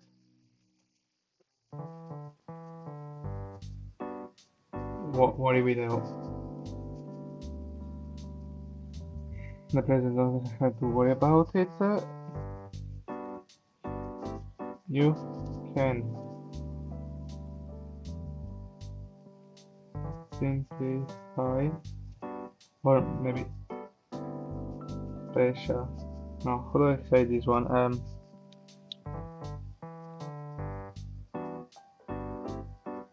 You can optimize the art direction only where the camera is pointing at. Okay.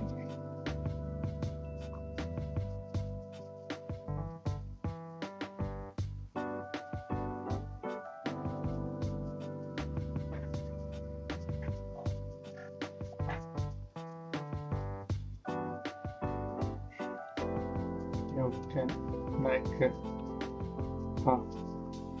roller coaster type of car.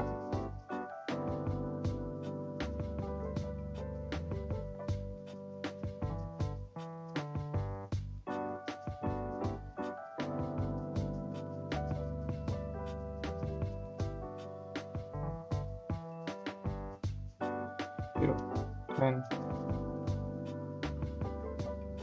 have creative control over the shots.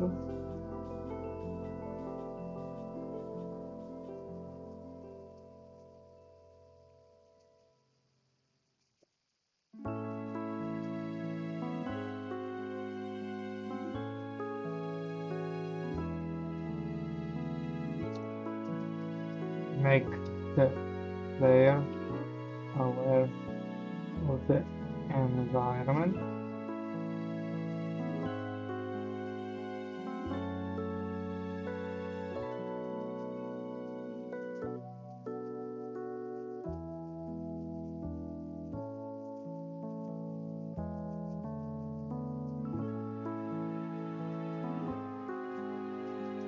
Make the camera have complex animation.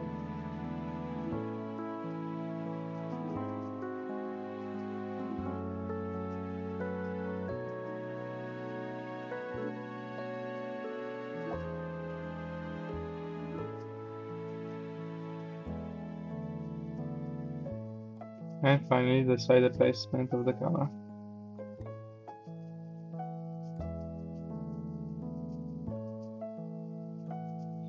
Yeah, basically now I can understand. Basically, if you give the player control, they can choose what they gonna look at. So above them, below them, you can switch into first. Some games allow you to switch on first-person mode to, feel a little more immersed or seeing from a first-person view. Or they can and other games, most likely FPS, allow you to see through a gear that you have, like the sniper. So basically you have the freedom to move the camera as you want. That's basically what giving the camera to the player means. If you kinda take back the camera and only the game can control it, that is something that apparently this Scott guy really likes to do, like taking away the control from the player. The player doesn't have to worry about it, so basically they can focus on the gameplay. You can optimize the art direction only where the camera is pointing at, so basically if the camera is pointing to that, you can ignore doing the texture or the details in the back of that thing, so you can maximize the optimization. You can make a roller coaster type game, okay? you can have creating control of the shots. So yeah, basically you can control what the player will basically see. If there is a spider in the back or in the background, you can make the camera focus on that to make the player understand that there will be an enemy spider. Make the camera have complex animation. So yeah, in action, most likely this is a cinematic part where you can make the camera go super crazy. Make a player aware of the environment in case, if there is the first person, they will probably lose some stuff or don't see a few, I don't know, enemies or event. So if you make the player aware of the environment, it's easier to help them even spot some secrets. Decide to the placement of the camera. I think this is obvious. Let's move on. Ah, only now I understand that the section where you give like the player and the both option is like, aha, you're like a balanced individual. However, don't do it. This is the end of the section. Okay. Thank you, S. Thank you, Mr. S. Mr. Scott.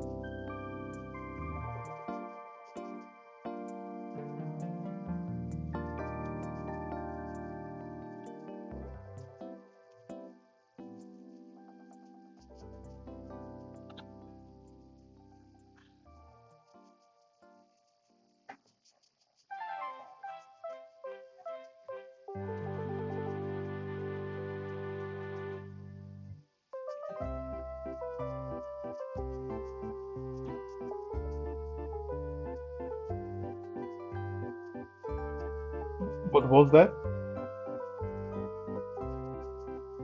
What are these messages that I hear like Dudum?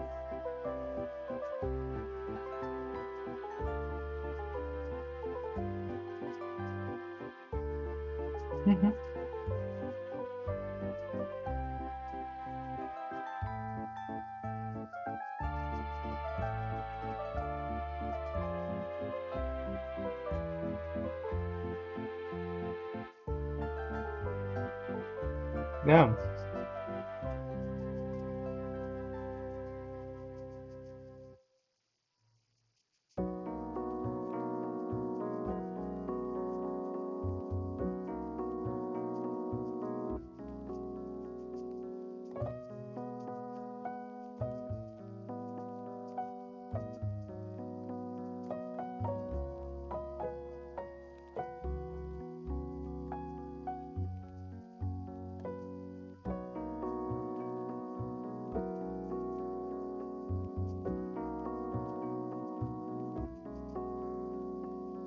So let's continue. Special cases.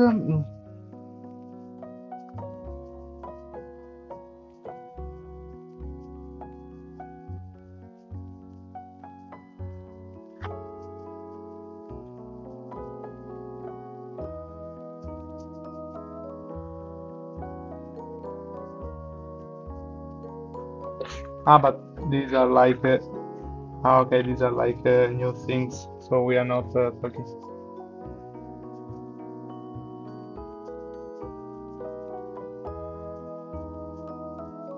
Hmm. I don't think I'm gonna spend too much time of the type of view of the games because that is something that probably I will decide. So just good to know that they exist.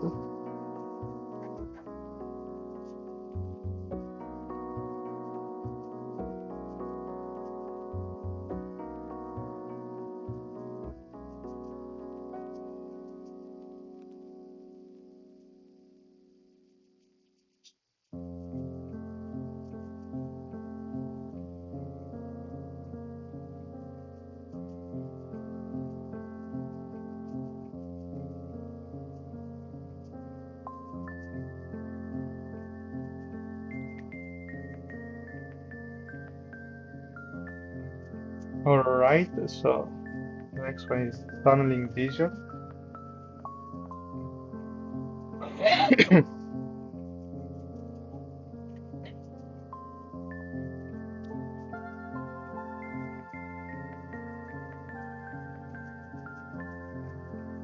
Dobido-bido-fado, dobido-fado.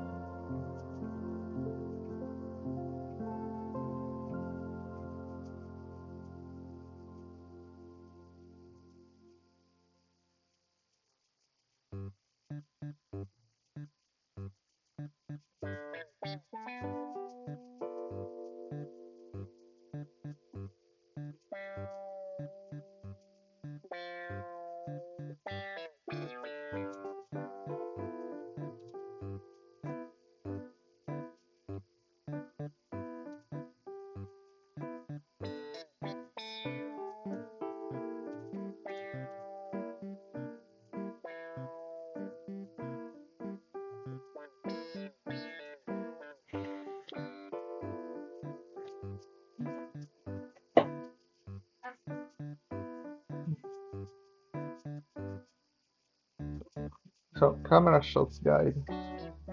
So we're gonna have a small camera shot guide.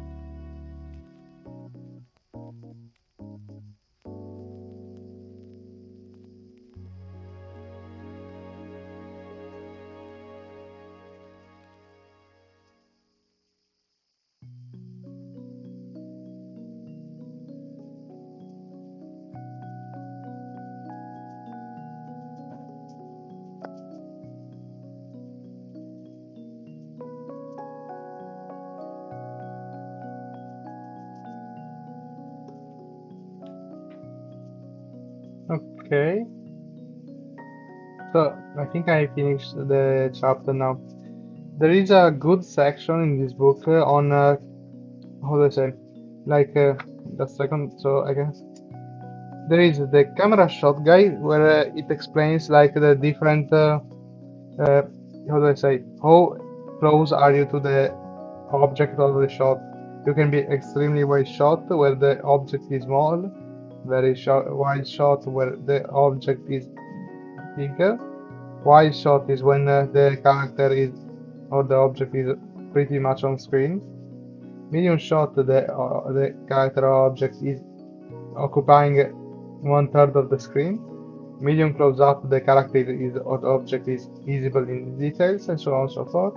There is the cutaway, cut in, two shot, the two shots, over the shoulder shot, noddy, point of view shot, and so on and so forth.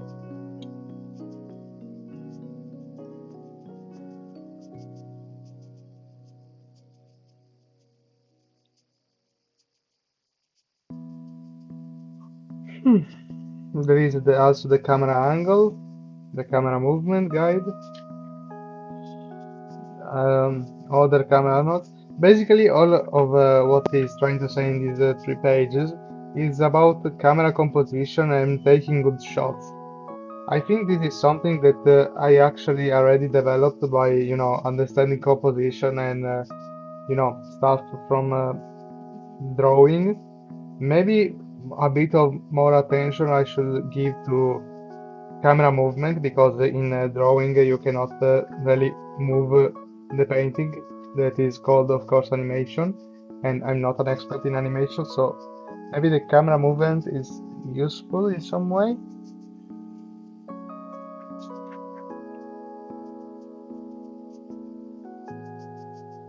but I don't really want to focus on that part of the compos. I mean, it's something that I can, how do I say, already see myself the shots. I mean, what I need is more the technical part of moving the camera and how do I say, um, control it. I don't know. So let's move on. It's still how do I say, a nice part of the book, but it's not what I'm really trying to learn here.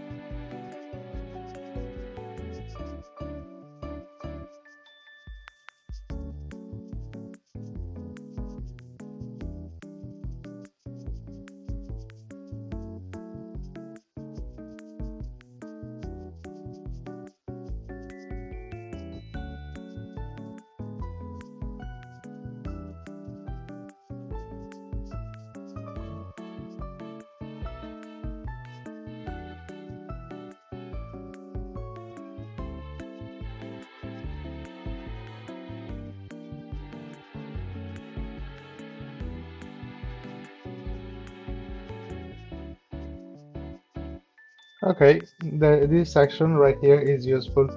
How to never let the character get out of the camera sign. As I was saying it, I'm trying more to see the technical aspect of the camera in games, so this is what I'm searching. This is what I'm searching for. Sorry. Up, up, up. Never let this.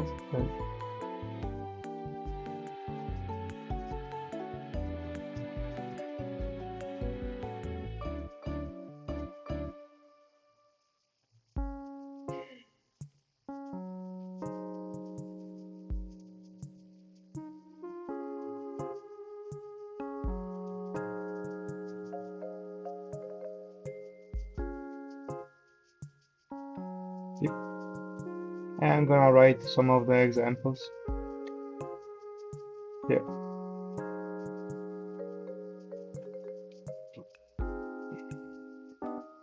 So,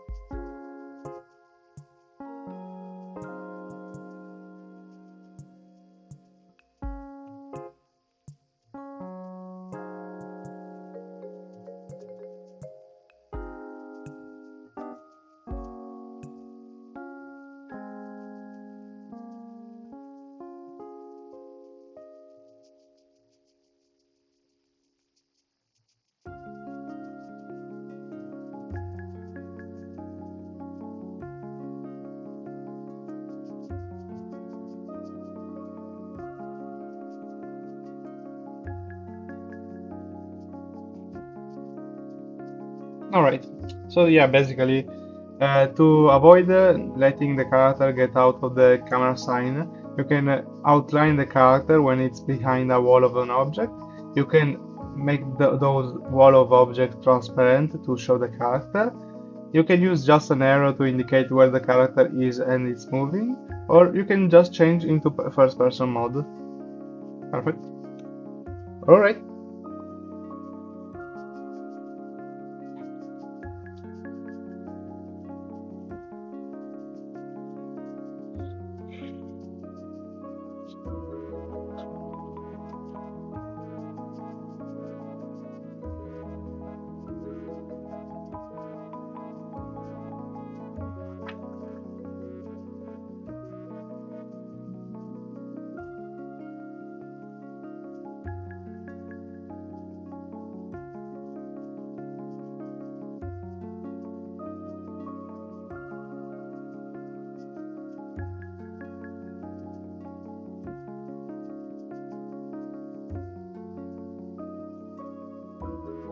Okay, this is nice. This is a nice section. I'm gonna show it to you right now. Multiplayer camera, and he suggested two, well, three, but the third one I never seen an example before, so we're gonna just stick to two. So we have the split screen, that is basically the Call of Duty local multiplayer mode.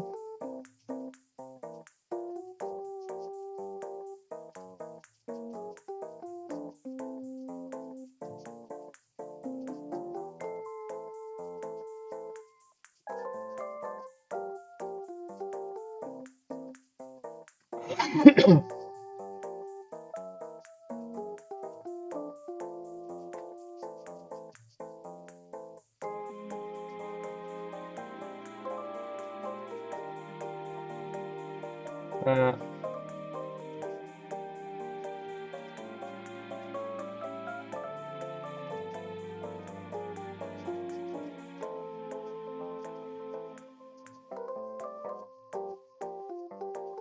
or another solution is the zooming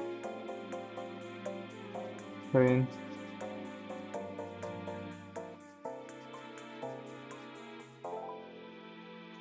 If a player is far away, then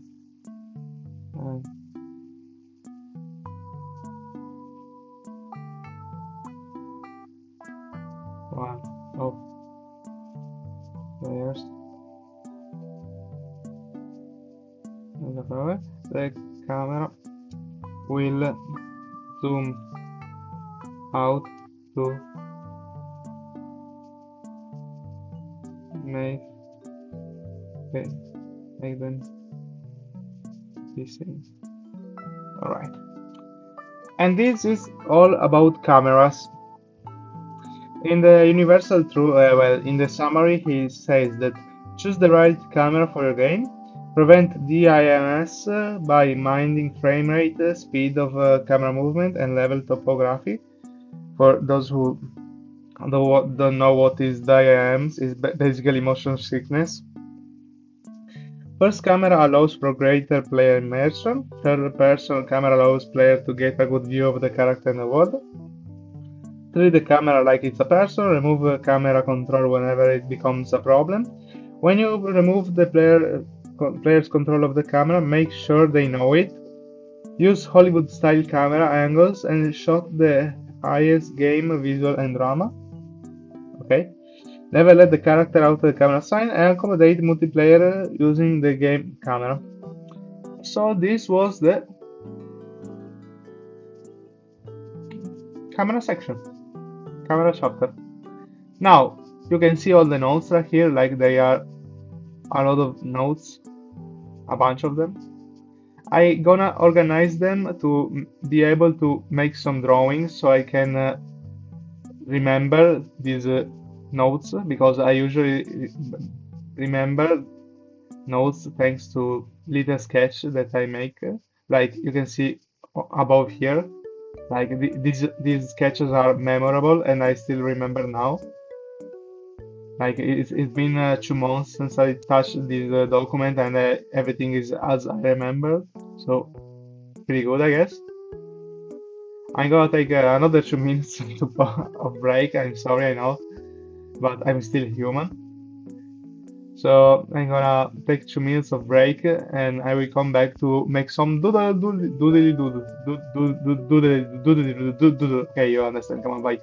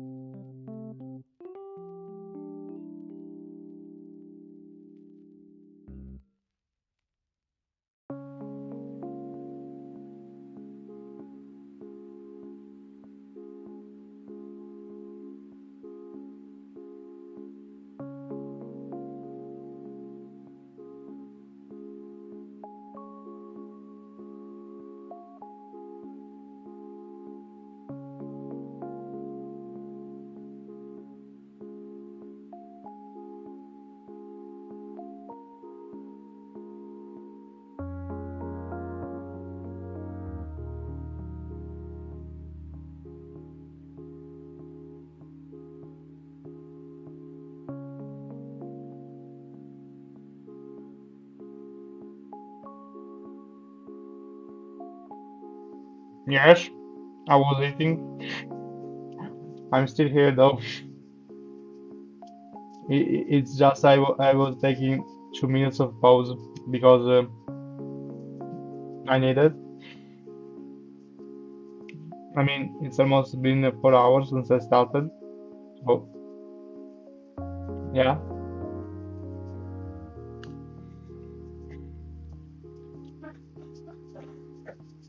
I mean, if it's not endurance, it's work. But yeah, now we're gonna just sketch a little to have a better notes that I can use and remember. It's really gonna be useful to remember some of the notes so we can re-examine them also.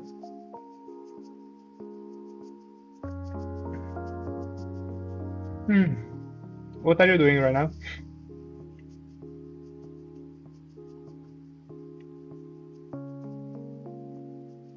Are you also studying?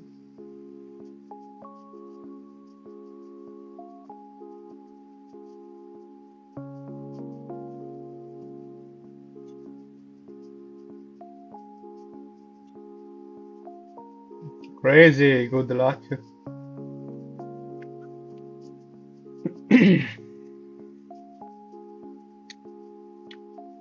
Do-do. Okay, I think we can start now.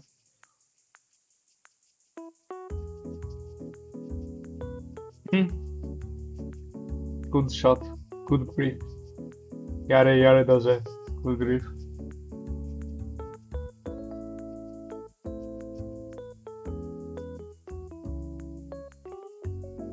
Good grief. Good grief.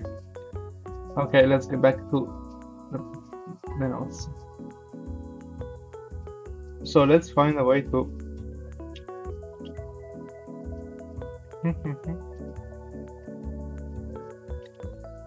So let's add a few pages so we have space to draw, of course. So how many pages did I add? Okay, enough. So let's select all of this. Okay. And okay, maybe not the title. Let's avoid selecting the title. Okay, I cannot avoid tags. But let's do the reverse and put the roads a little down the line. And now I can do stuff.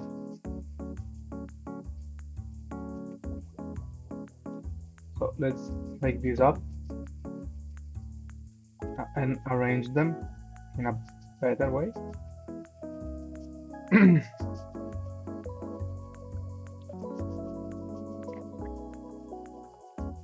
Sorry, what?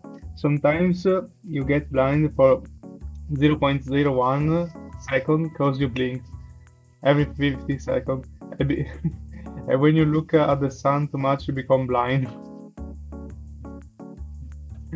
I guess game design, right? Game design is our passion. Easy, easy. There is a problem though. It's an isometric game, so you're basically looking from the top down your character. You're never gonna see the sun or the sky. You cannot point at the sun like Eren Yeager. I'm sorry. I'm evil.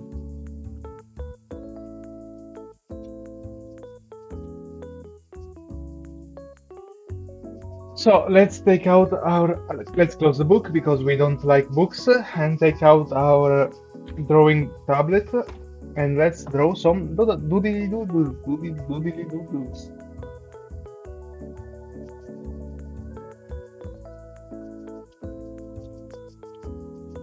So what we can do here?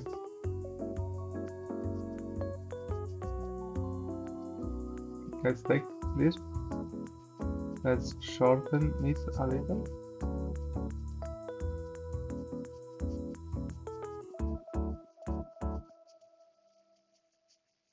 No, mosquito, leave me alone. No, mosquito! The mosquito is still alive. Oh, damn. You're gonna eat me. I don't wanna. Leave me alone.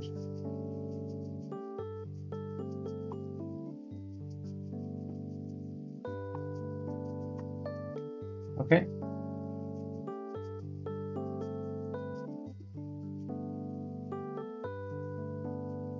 Okay, it's kinda too big. Let's make it smaller. Okay.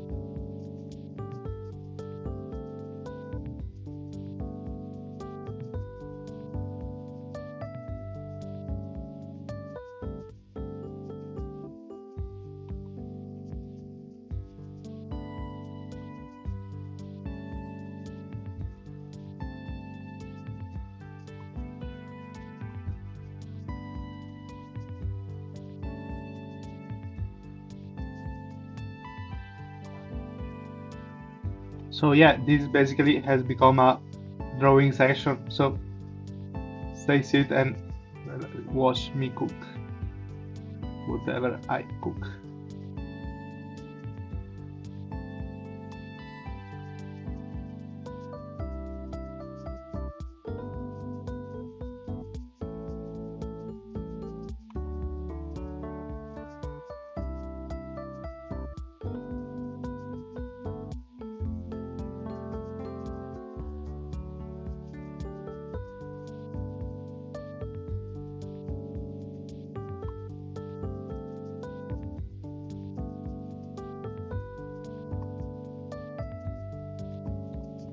Damn, wait a second, this is crap.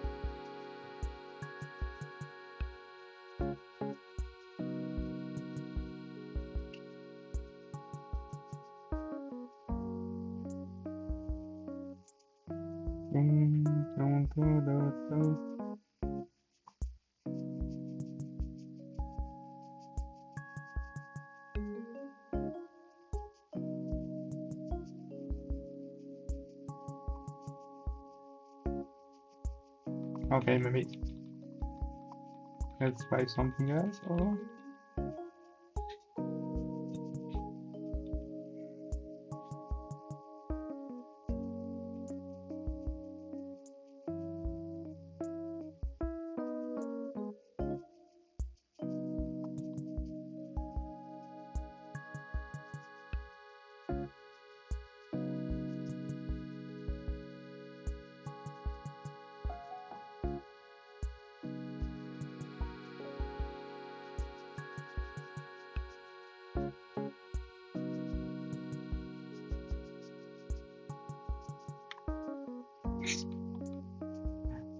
oh damn, it's crap.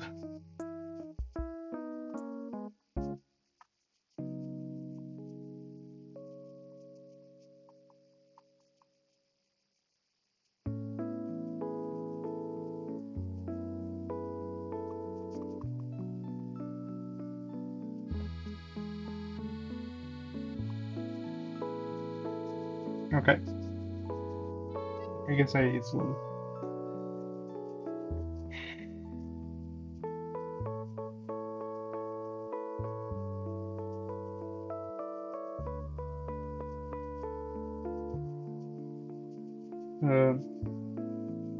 let's get creative with this one.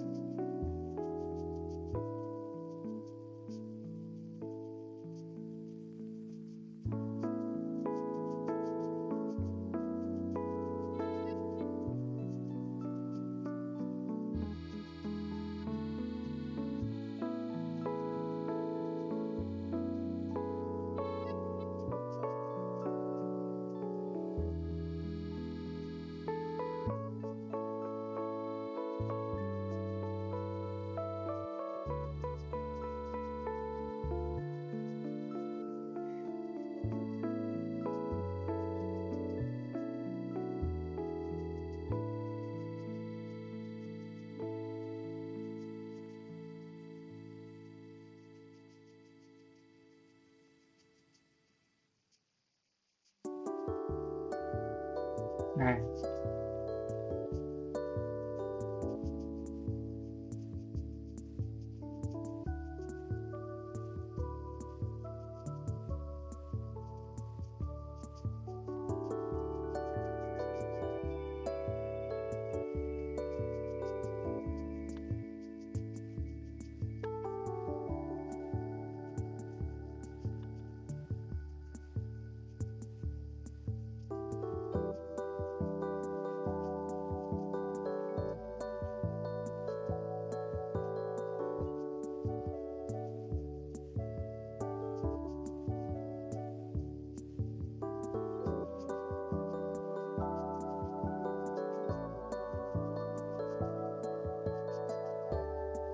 Scrolling, yeah.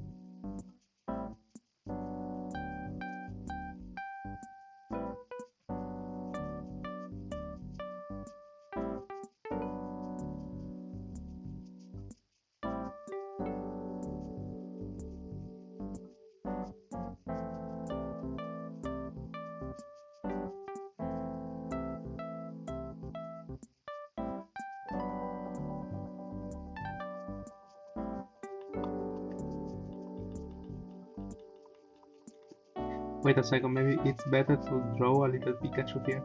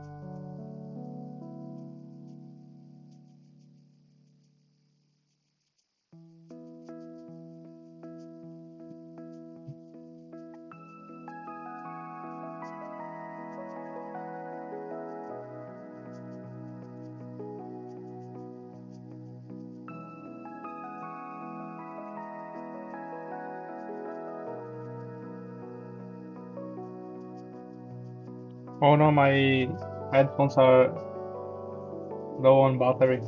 Not good. Ah, never. You cannot pull me down now. So,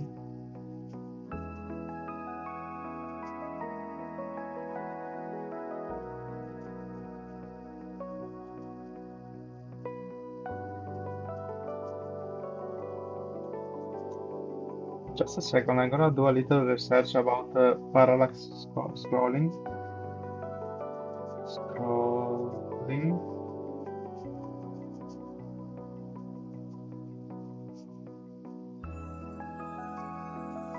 Games. I don't care about websites. Hmm.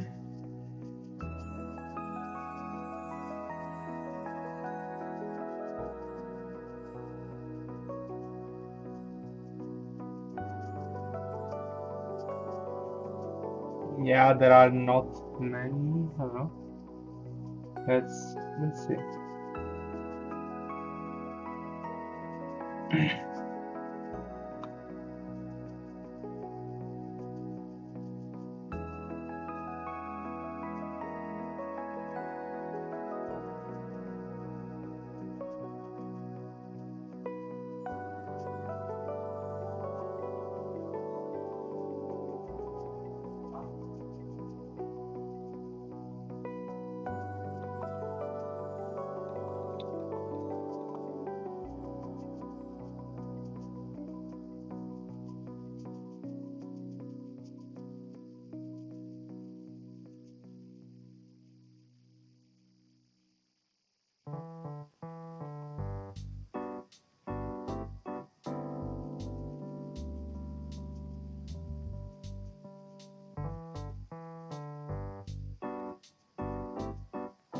So, what other things a camera has?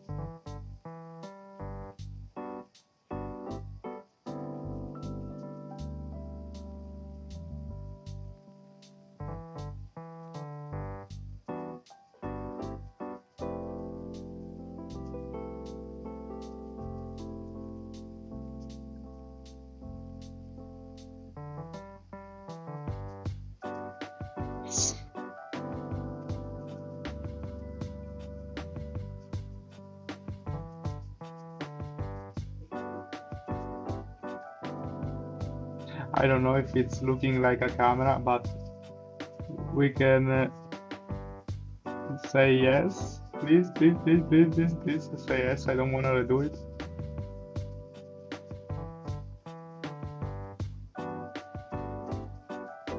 Camera. It's a camera. Yeah, I guess we can use it as a camera. Why not? Camera.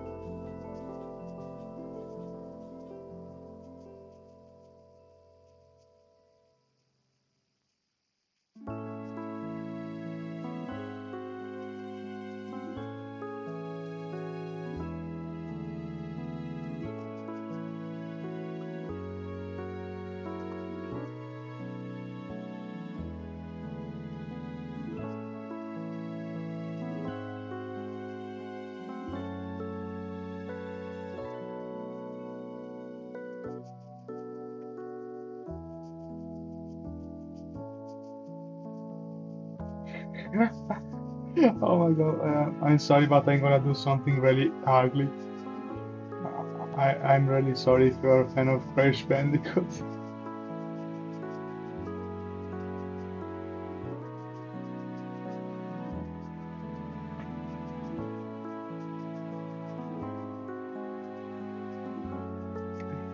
Wait a second, I have to see.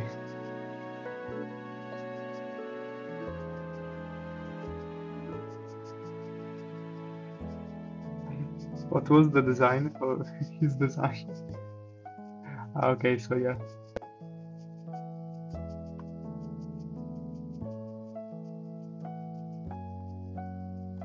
Wait a second.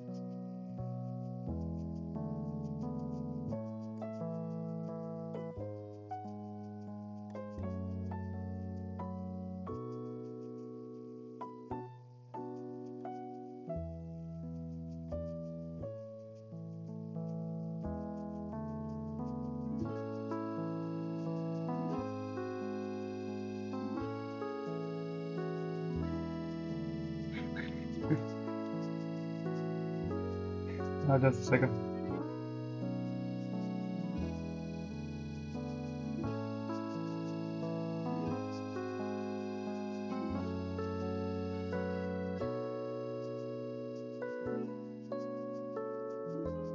What I'm doing.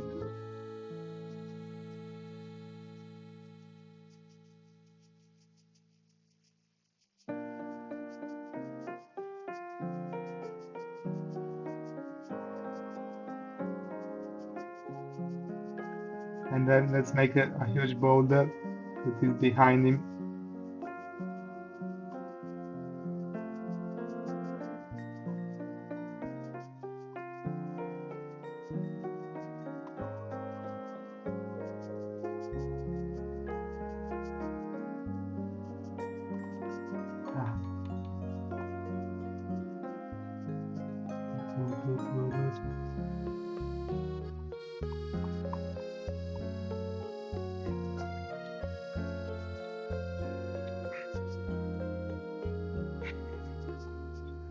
Oh god, this is Crash Bandicoot. I never seen him like this.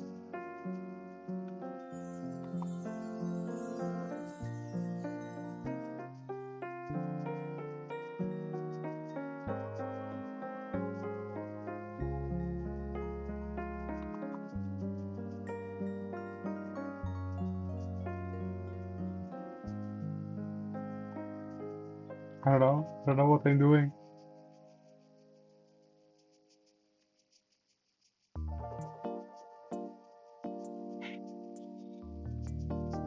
Yeah, he's a cutie patatoy.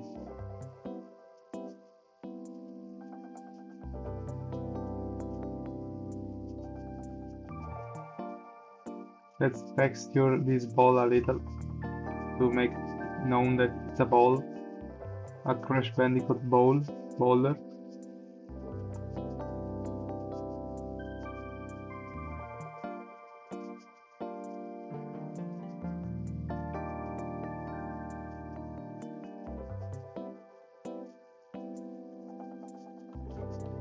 I don't know how to make it seem like it's moving. Let's add some smears effect to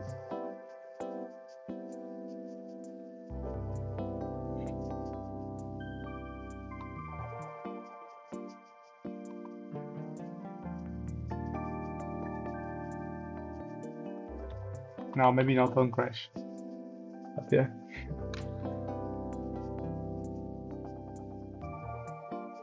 I find that adding smear effect at least gives some movement to the boulder at least. It's like a meteor now. Crash, watch out!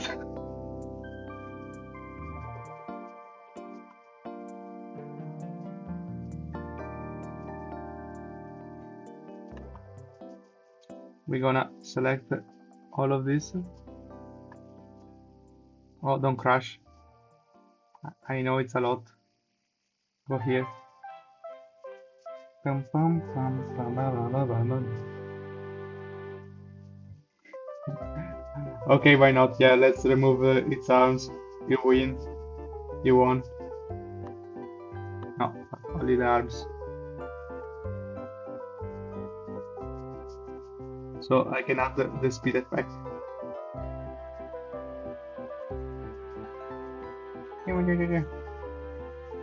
I speed.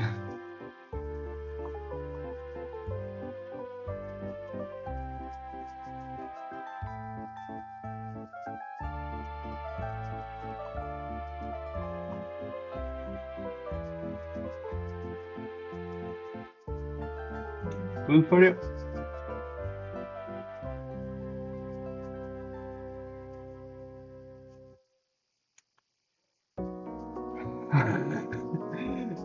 Good, again, good for you.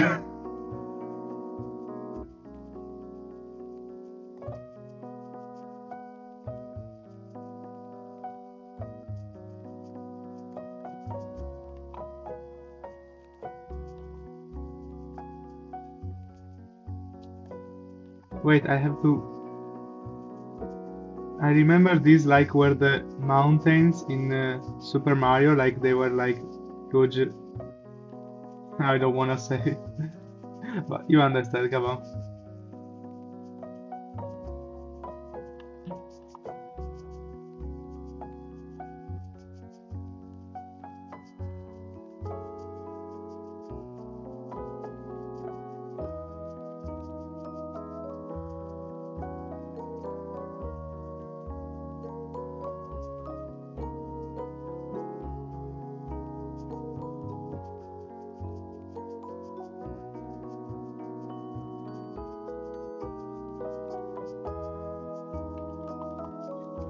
I don't know how to draw a go-kart.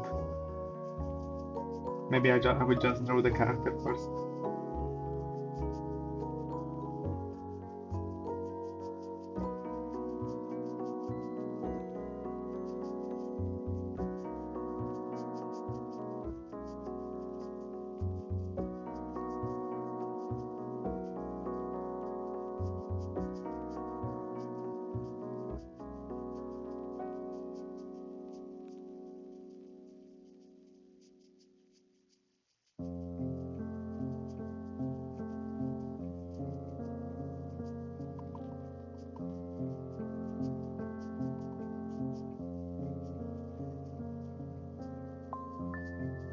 Okay, do you like this design for the cards? I don't care. Ford, please hire me. I'm gonna design your next cards.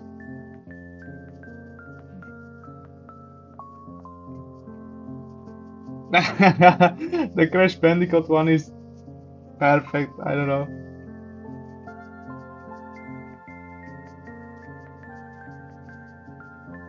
The Crash Bandicoot is perfect.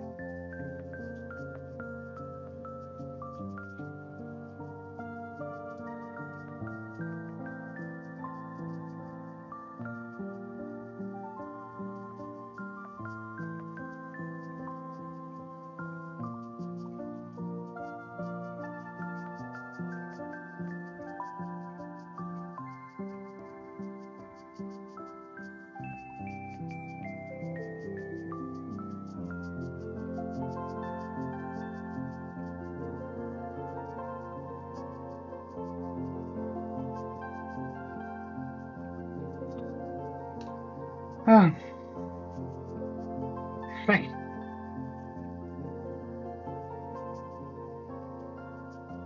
Yeah, sorry, I cannot stop seeing Crash Bandicoot and laughing.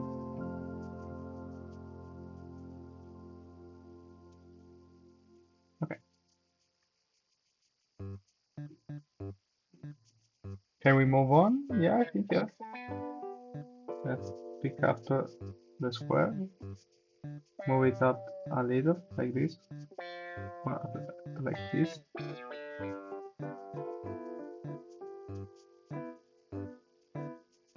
So we can see that these sections are together.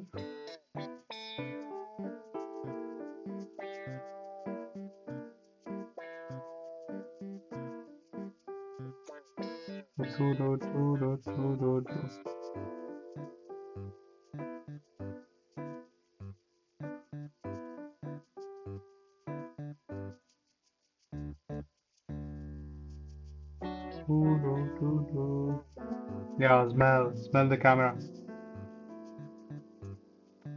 It's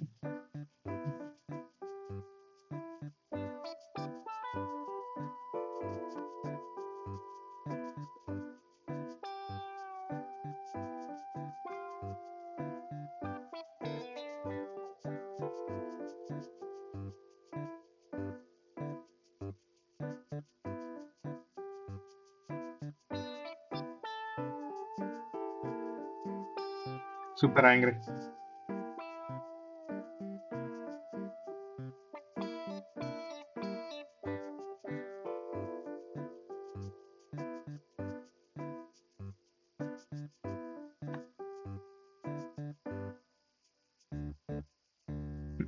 Gamers, am I right?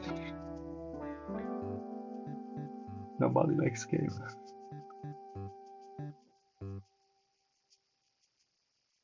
Nobody likes gamers. Not even gamers like gamers.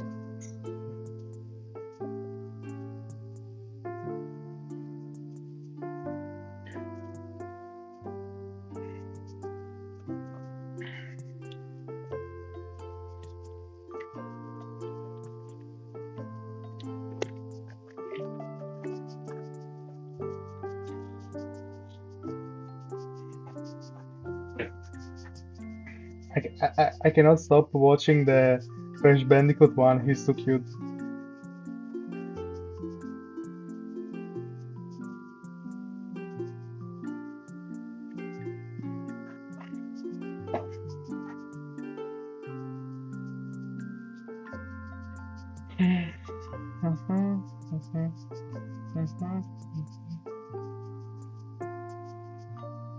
Oh no.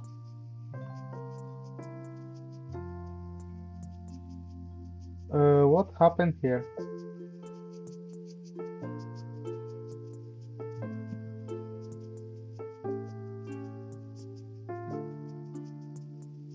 No, you should need to separate because you were here.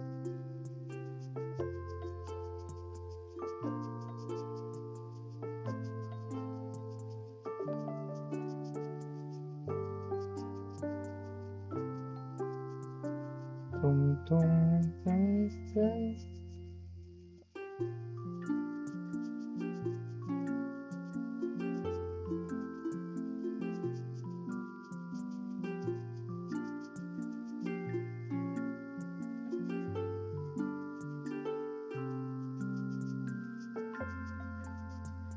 I mean, it's not too childish, right?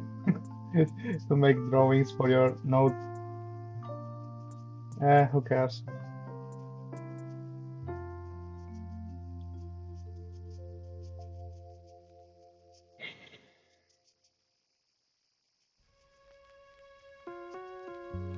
The important thing is that it works.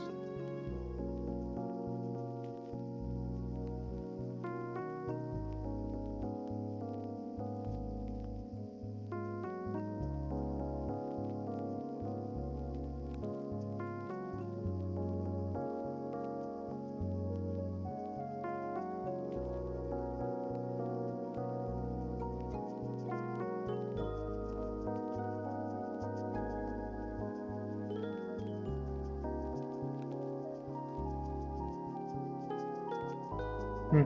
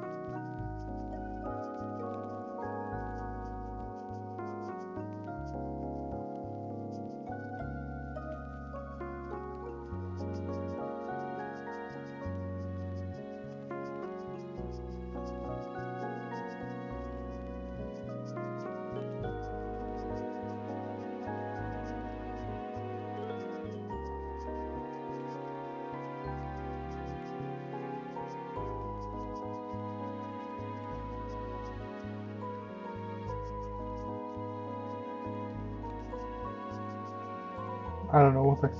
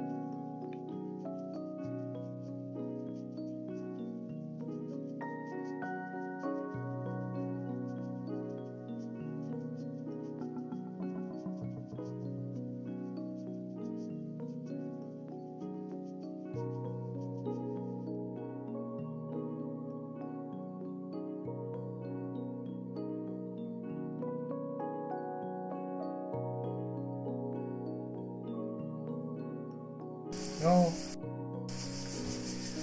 So basically my headphones just died on me, so you're gonna see hear my mic be disgusting again. I'm sorry everyone. This is the stuff that happens.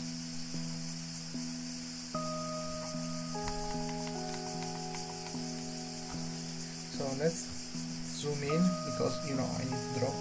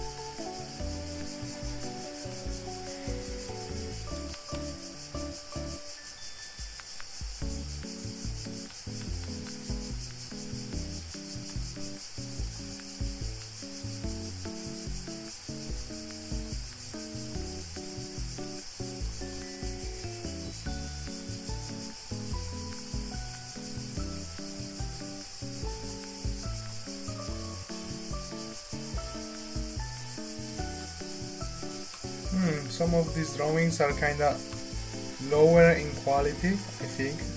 Unfortunately, I don't know why. I lost the quality that I have in previous drawings. Maybe if I go down with the size of the pen. Let's see. Oh yeah, maybe it's this. Okay, let's see the next.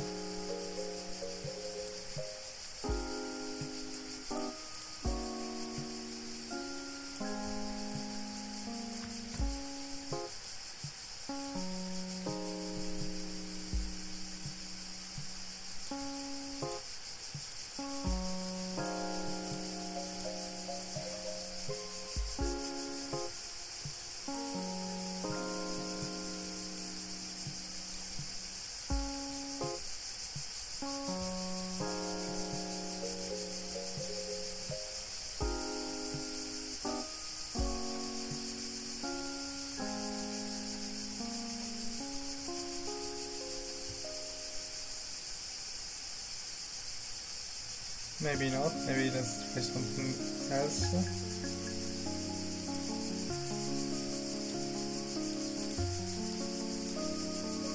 I need to give it space and readability, so let's try taking just half the screen. Half the screen. Maybe something else here, not this one because it's too large. Let's take this one. The order is not really important.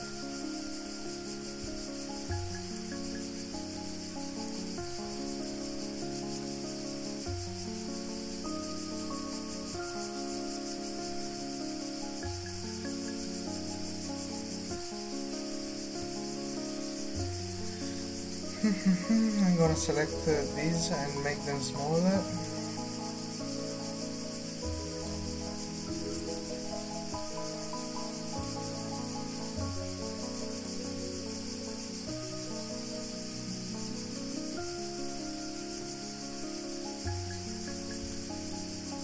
Okay, now I have space. So.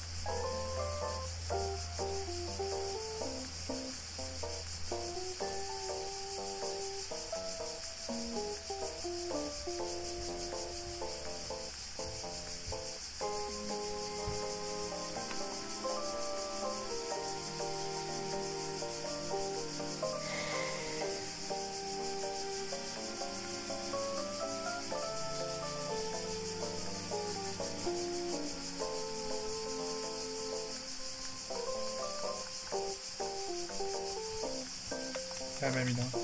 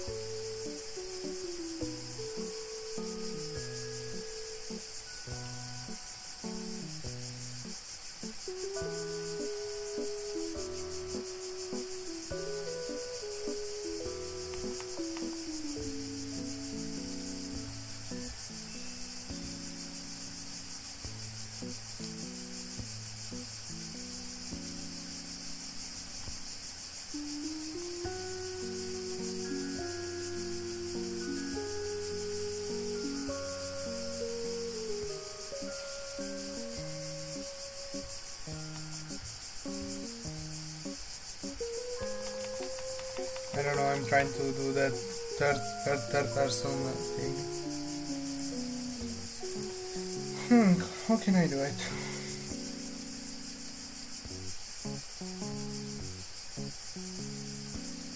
Oh yeah, the typical Ubisoft way. Wait a second.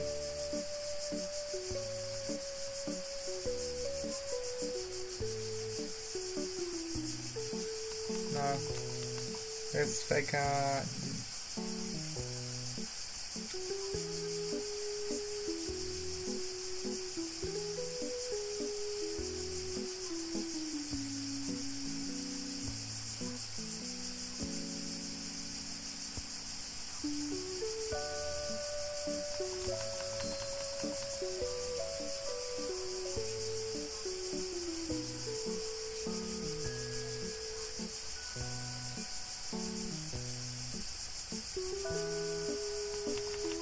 I don't know how to draw.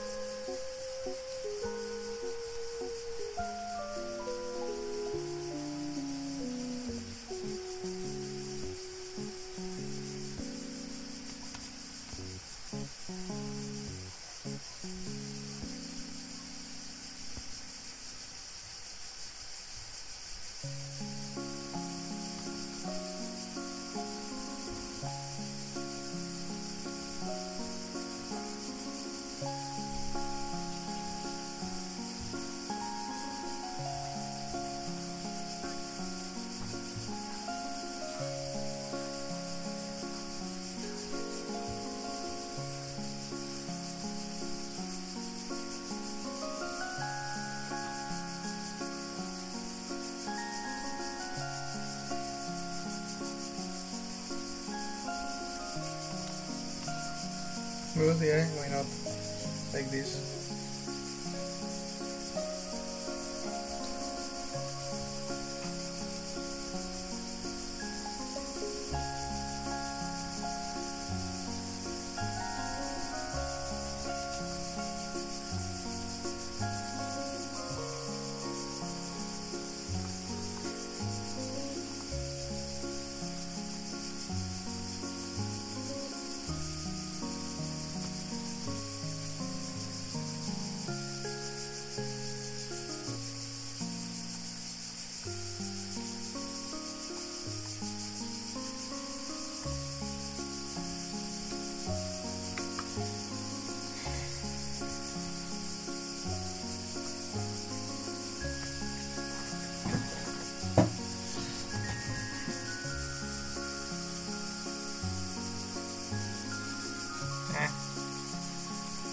I don't know, I still, my drawings are kinda lame this time.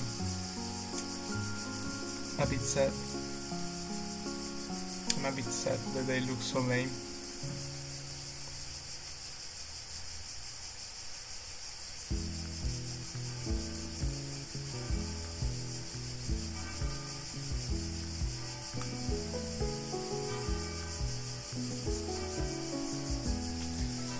Okay, you know, it's 12 a.m. 12, it's 12 a.m. yes, so I'm gonna go for lunch and then I will be back. I'll be back. Yeah, you heard that right, I'll be back. I think it's it.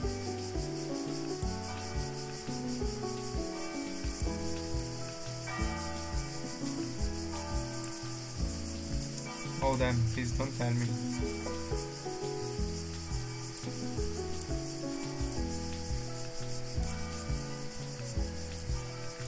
Okay, before going away, I'm gonna just try something else, like making the text longer, like more than, maybe I can add also something else.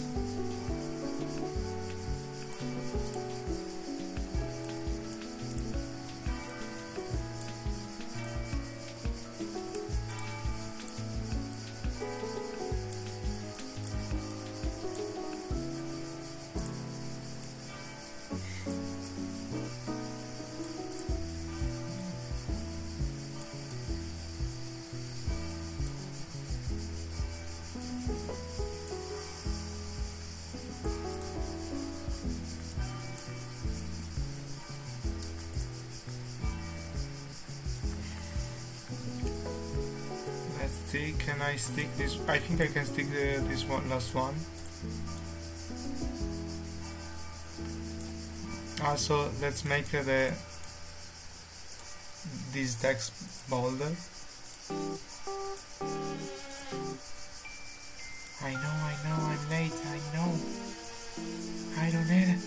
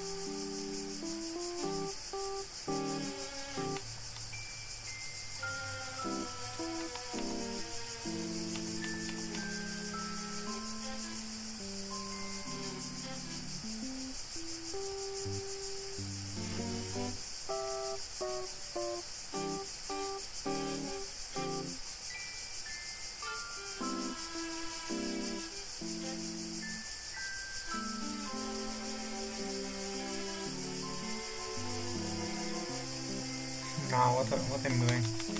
I don't need to overcomplicate things.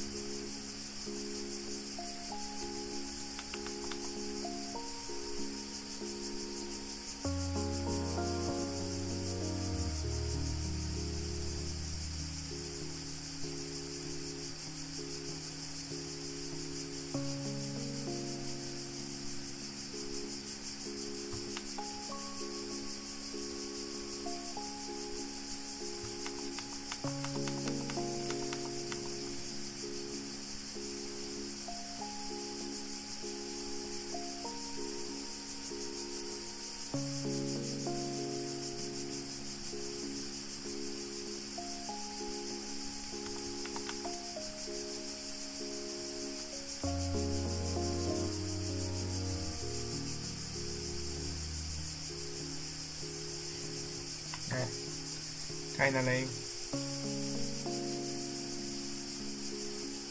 But I think it's still understandable, so why not? So today I'm gonna finish now, then no, yeah, today for the morning session again, and here we will see each other after lunch. Bye bye.